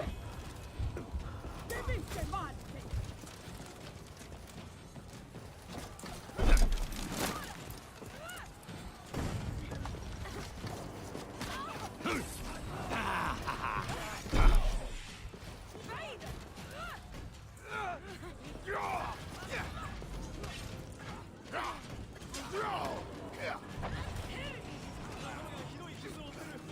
ゾーン C を制圧。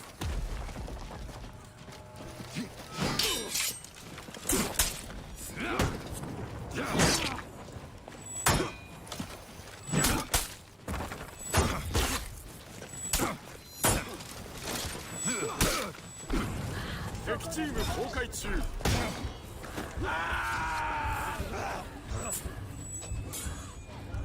上だ。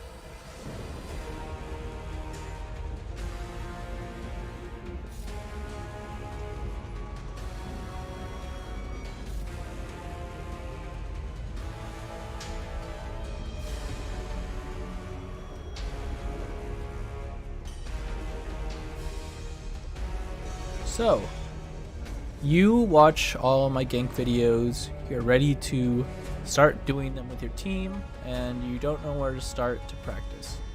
So, it's been a minute. I've been kind of wanting to make something like this on how my team used to do it, how we used to practice and stuff.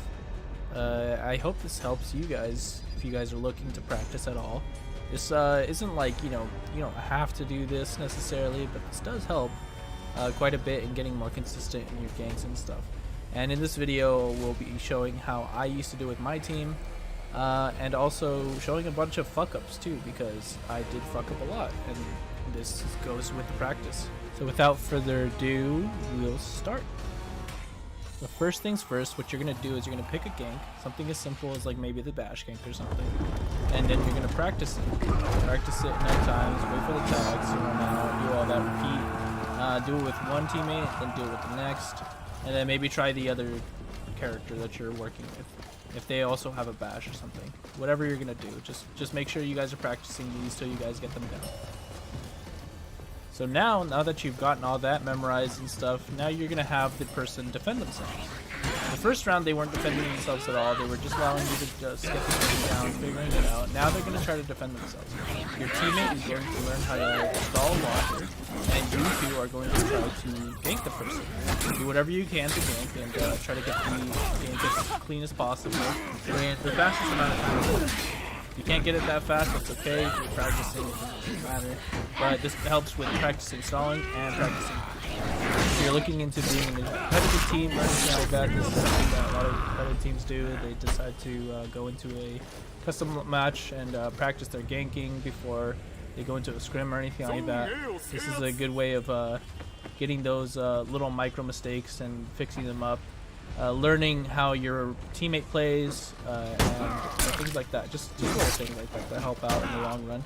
It does get boring, but trust me, it does help. You really do need to go into this to actually get some practice, not just in MM. It really helps out. Here's where it gets more interesting. Now you do the exact same thing that you were doing before, which is just ganking the person while they're fighting back, but now you have a timer on the other person, simulating a rotation. You give them about 15 seconds or so, you can change it, go up or down if you want. And once those 15 seconds are up, if you didn't kill that person, then the teammate will come in and it will be like as if they rotated in, now you have to work with a team fight and try to gank. And lastly, there's nothing better than 2v2 practice. When you're doing the 2v2 practice, just make sure that you guys are practicing your twos, making sure you don't get blown up and everything, all those two stuff. Remember to gank where you especially towards the end of the fight, that's actually where you're going to be able to get a gank for sure. Just practicing everything like that will get you better at looking for the spots that you need a gank during the match. That's pretty much it. I mean, the other things that you can do is just keep practicing like that. You can go into MM practice, you can go into a scrim set and practice. However you're getting it done, just make sure that you're remembering how to do your ganks and fundamentals and stuff. If you like this video and it helped you out, consider subscribing and let me know in the comments what else you'd like to see, and also if you want anything specific from me, anything like that. I mean, I can make more videos like this if you guys want, but just let me know what you guys want. Alright, have a good one.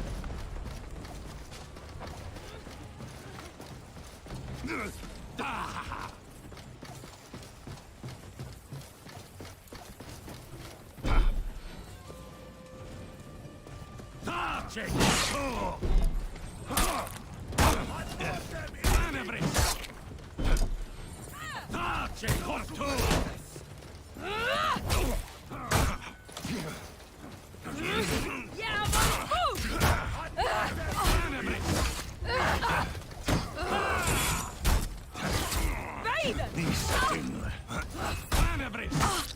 Tace corto! ゾーン A を制圧。尋常に勝負。ゾーン C を制圧。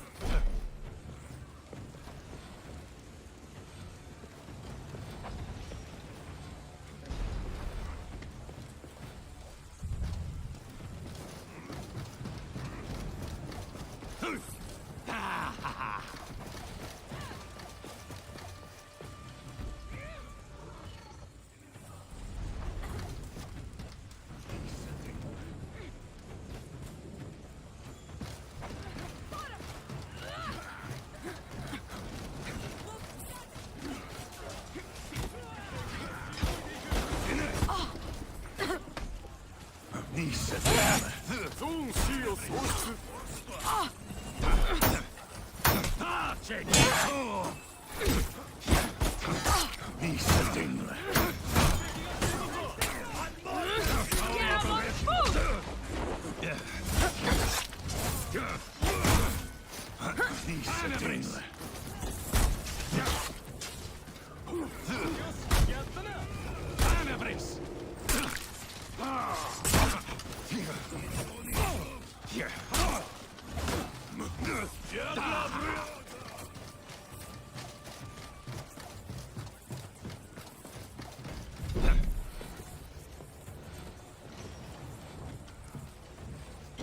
ゾーン C を制圧。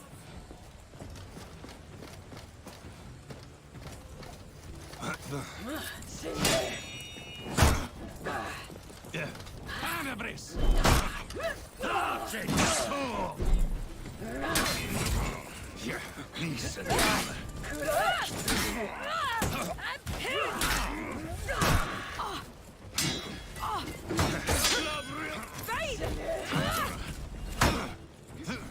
Anabris!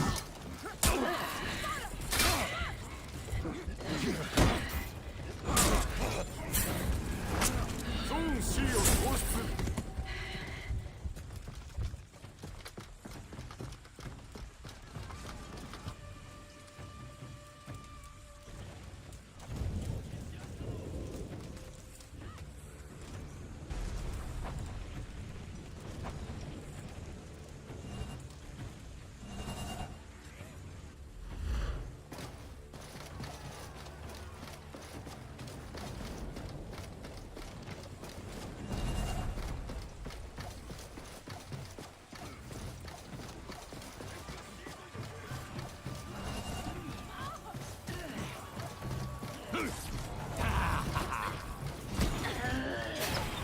ゾーン A を喪失。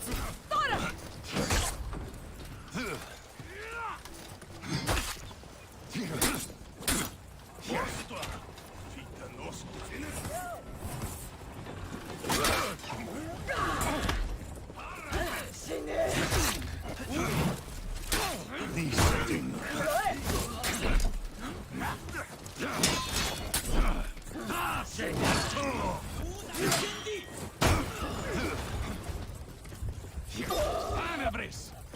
ゾーン A を制圧。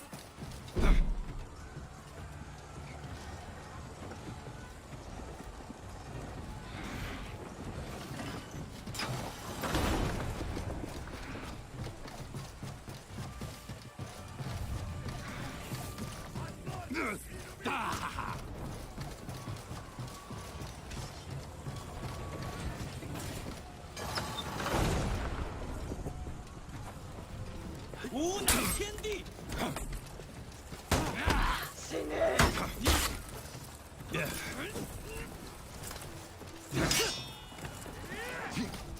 无乃天地。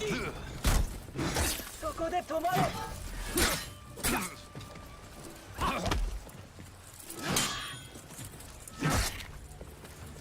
你已败矣。そこで止まれ。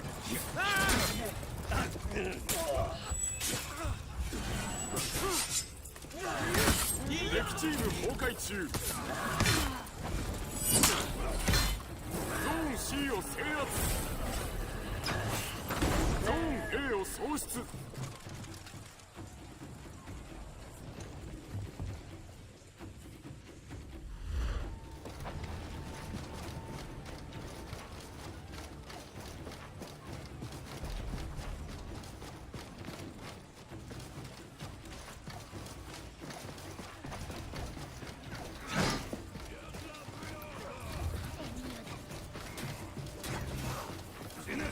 勝利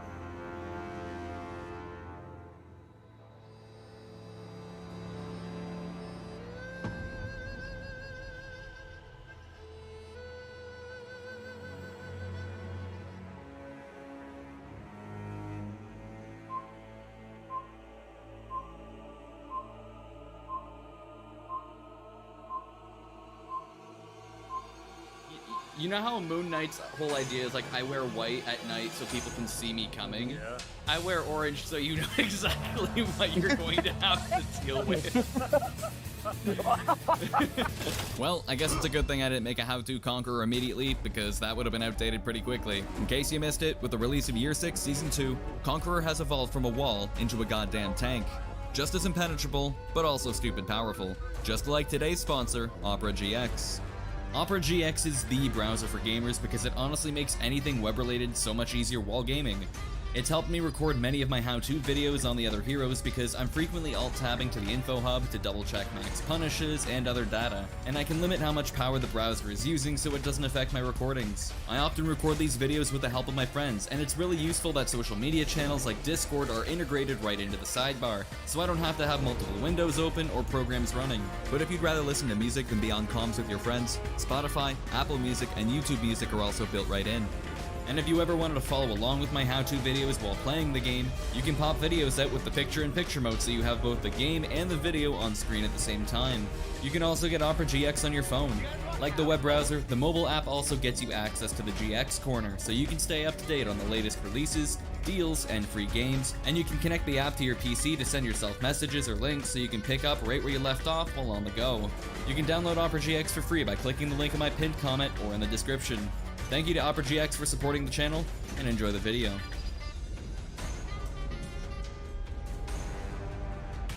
When updating Conk, the devs really said, oops, all unblockables, because now a majority of their moveset is orange. Now Punch Through is essentially useless on Conqueror because 90% of its moves are orange. There's no moves to block. The only non-orange attacks are Conqueror's Zone, Light Attack, Chain Lights, and Neutral Heavy. But even then, you can quickly charge Neutral Heavies to become unblockable. Downside, you can't block while doing this. You can use any of these moves to get into Conk's infinite attack chains, during which you can honestly button mash and still throw out moves. You can throw light attacks to give your opponent a brief reprieve from orange, but be careful when throwing a light attack in the same direction as your last move, as it will rival the speed of an out-of-stamina attack. Stupidly satisfying when it lands. Not so much when it's parried. Conqueror's chain heavies are now all unblockable, meaning opposing players will have to either learn to parry or enjoy looking at a death screen. Like before, Conqueror can still cancel any heavies in the full block, and has now learned to feint normally like the rest of the cast. Pressing guard break during a chain smashes Conk's shield into your opponent. This chain bash can be feinted the same way as your heavies because Conqueror mains are simple creatures, and Yubi didn't want to overcomplicate things. These changes give Conk much better pressure in chains, as opponents are constantly forced to make decisions. With these better options for offense, we'll see Conks use more than just the dash forward shield bash guard break mix-up, right? Right? Probably not. Conqueror has a large window on forward dashes to perform a shield bash, and many players use this as a mind game to see how dodge-happy opponents are. You can also shield bash defensively after dodging to the side. Speaking of dodges, Conqueror also has superior block on dodges, a fancy word for most attacks bounce off of this. This shield isn't just for breaking bones though, moving your guard down hides behind it. While in full block, you'll block attacks from all directions and slowly regain stamina, but can't counter guard break. After any shield bash or superior block from dodge or full block, Conqueror can follow up with a light for a cool 360-degree attack that's great for anti-ganking or interrupting your teammates with, or heavy for a single target attack that can execute. Both moves deal 13 damage, can be followed up with a chain light or heavy, but not a bash. As zones and some other attacks push through superior block, I'm working on a video showcasing who can actually counter these attacks in certain circumstances. Speaking of countering attacks in certain circumstances, Conqueror can't just cancel moves into full block, but also block and attack recoveries. This includes bashes, giving them the power to counter an opponent's counter if they make a correct read. If Conqueror all guards, they counter a dodge attack but would lose to a guard break. And if Conq thinks they'll GB, they just won't go full block but they lose to a dodge attack. This means players on both sides need to make a second read. Thankfully, with the latest nerf, the devs fixed an issue that made Conq's bashes almost unpunishable. Turns out if you have mad reaction skills, you could just exit full block and counter guard break so you're safe from both threats. Now, full block is automatically held for a minimum duration of 200 milliseconds, so this quick exit isn't possible anymore. Dodge bashes always win though, making Conqueror a great counter to Conqueror. Conqueror's moveset is an endless onslaught of orange. Being able to use and feint orange attacks offensively and then flow right back into them defensively means if your opponent didn't have center arachnophobia before, they do now.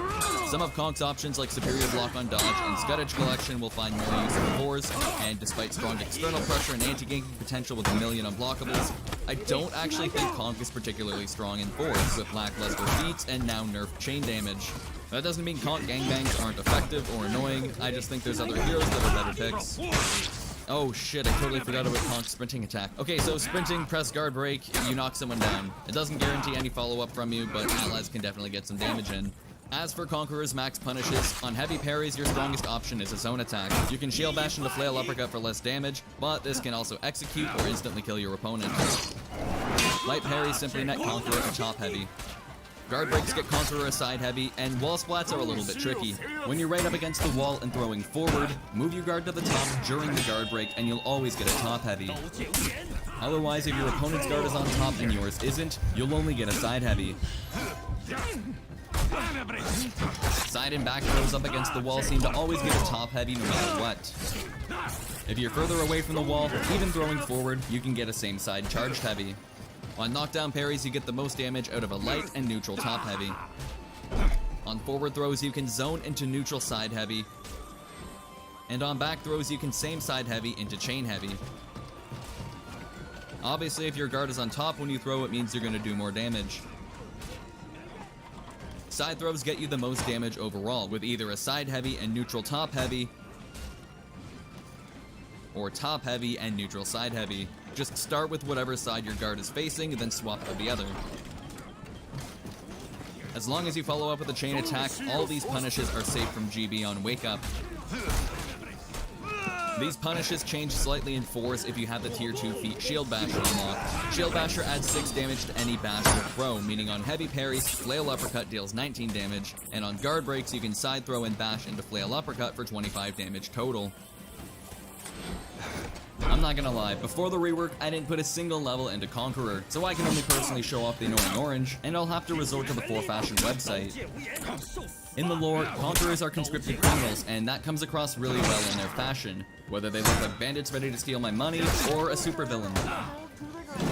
The perks Conqueror can get from their gear are Remedy, Bastion, Feline Agility, Vengeful Barrier, Last Stand, Bulk Up, and Rising Dawn. If I could, I'd run Bastion, Vengeful Barrier, and Bulk Up like I do on BP. It just makes holding Dawn points a little bit easier. In the 4v4 modes, Conq can use the following feats. In Tier 1 there is Speed Revive, Conqueror, and Body Count. Speed Revive does exactly what you think it does.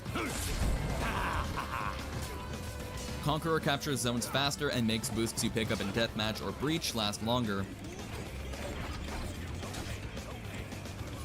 Body Count rewards you with a crumb of health and stamina per minion killed. Not enough to keep you there indefinitely, but a bit longer for sure. Tier 2 has Juggernaut, Shield Basher, and Fiat Lux. Juggernaut is a 10-second enemy repellent. You take half damage and are uninterruptible, great in an anti-gank or stalling on a zone, but you're restricted to only edge walking.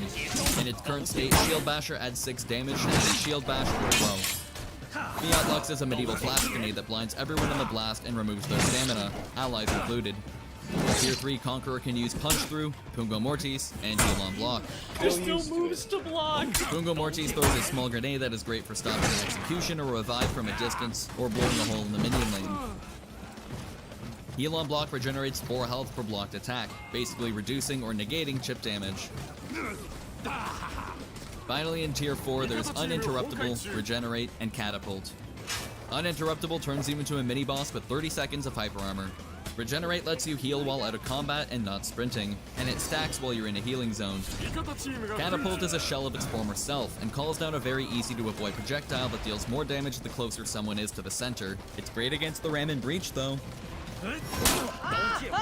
Look, I'm not gonna lie, Conqueror's feats are pretty underwhelming. I personally use Body Count, Shield Basher, Pungo Mortis, and Uninterruptible. Body Count helps you be a slightly more effective fighter in the minion lane, and Shield Basher is a must since I'm playing Conqueror, and therefore I must Shield Bash. With everything going the way of Orange, Heal on block is slowly becoming less useful because it doesn't heal on parries, and tossing a grenade in the minion lane still works with Body Count. Regenerate is definitely more useful than Uninterruptible, but I like being able to throw out attacks without thinking. There's a reason many have described this as the season of Conked and Ball Torture. All orange all the time is Conk's mantra, and players need to always be on their toes when facing a Conqueror. Their moveset is simple to understand and works stupid well offensively and defensively. If your favorite color is orange, play Conqueror. Thank you guys so much for watching. After the rework and 2 weeks in a row with nerfs and adjustments, I hope Conqueror isn't getting changed again, but I think all of the necessary adjustments have now been made. If you think Conk is going to get more tweaks, let me know down in the comments below. I'd also like to thank my Patreon supporters, especially Shadow and the Rookie VA. Have a good one, and I'll see you on the next video.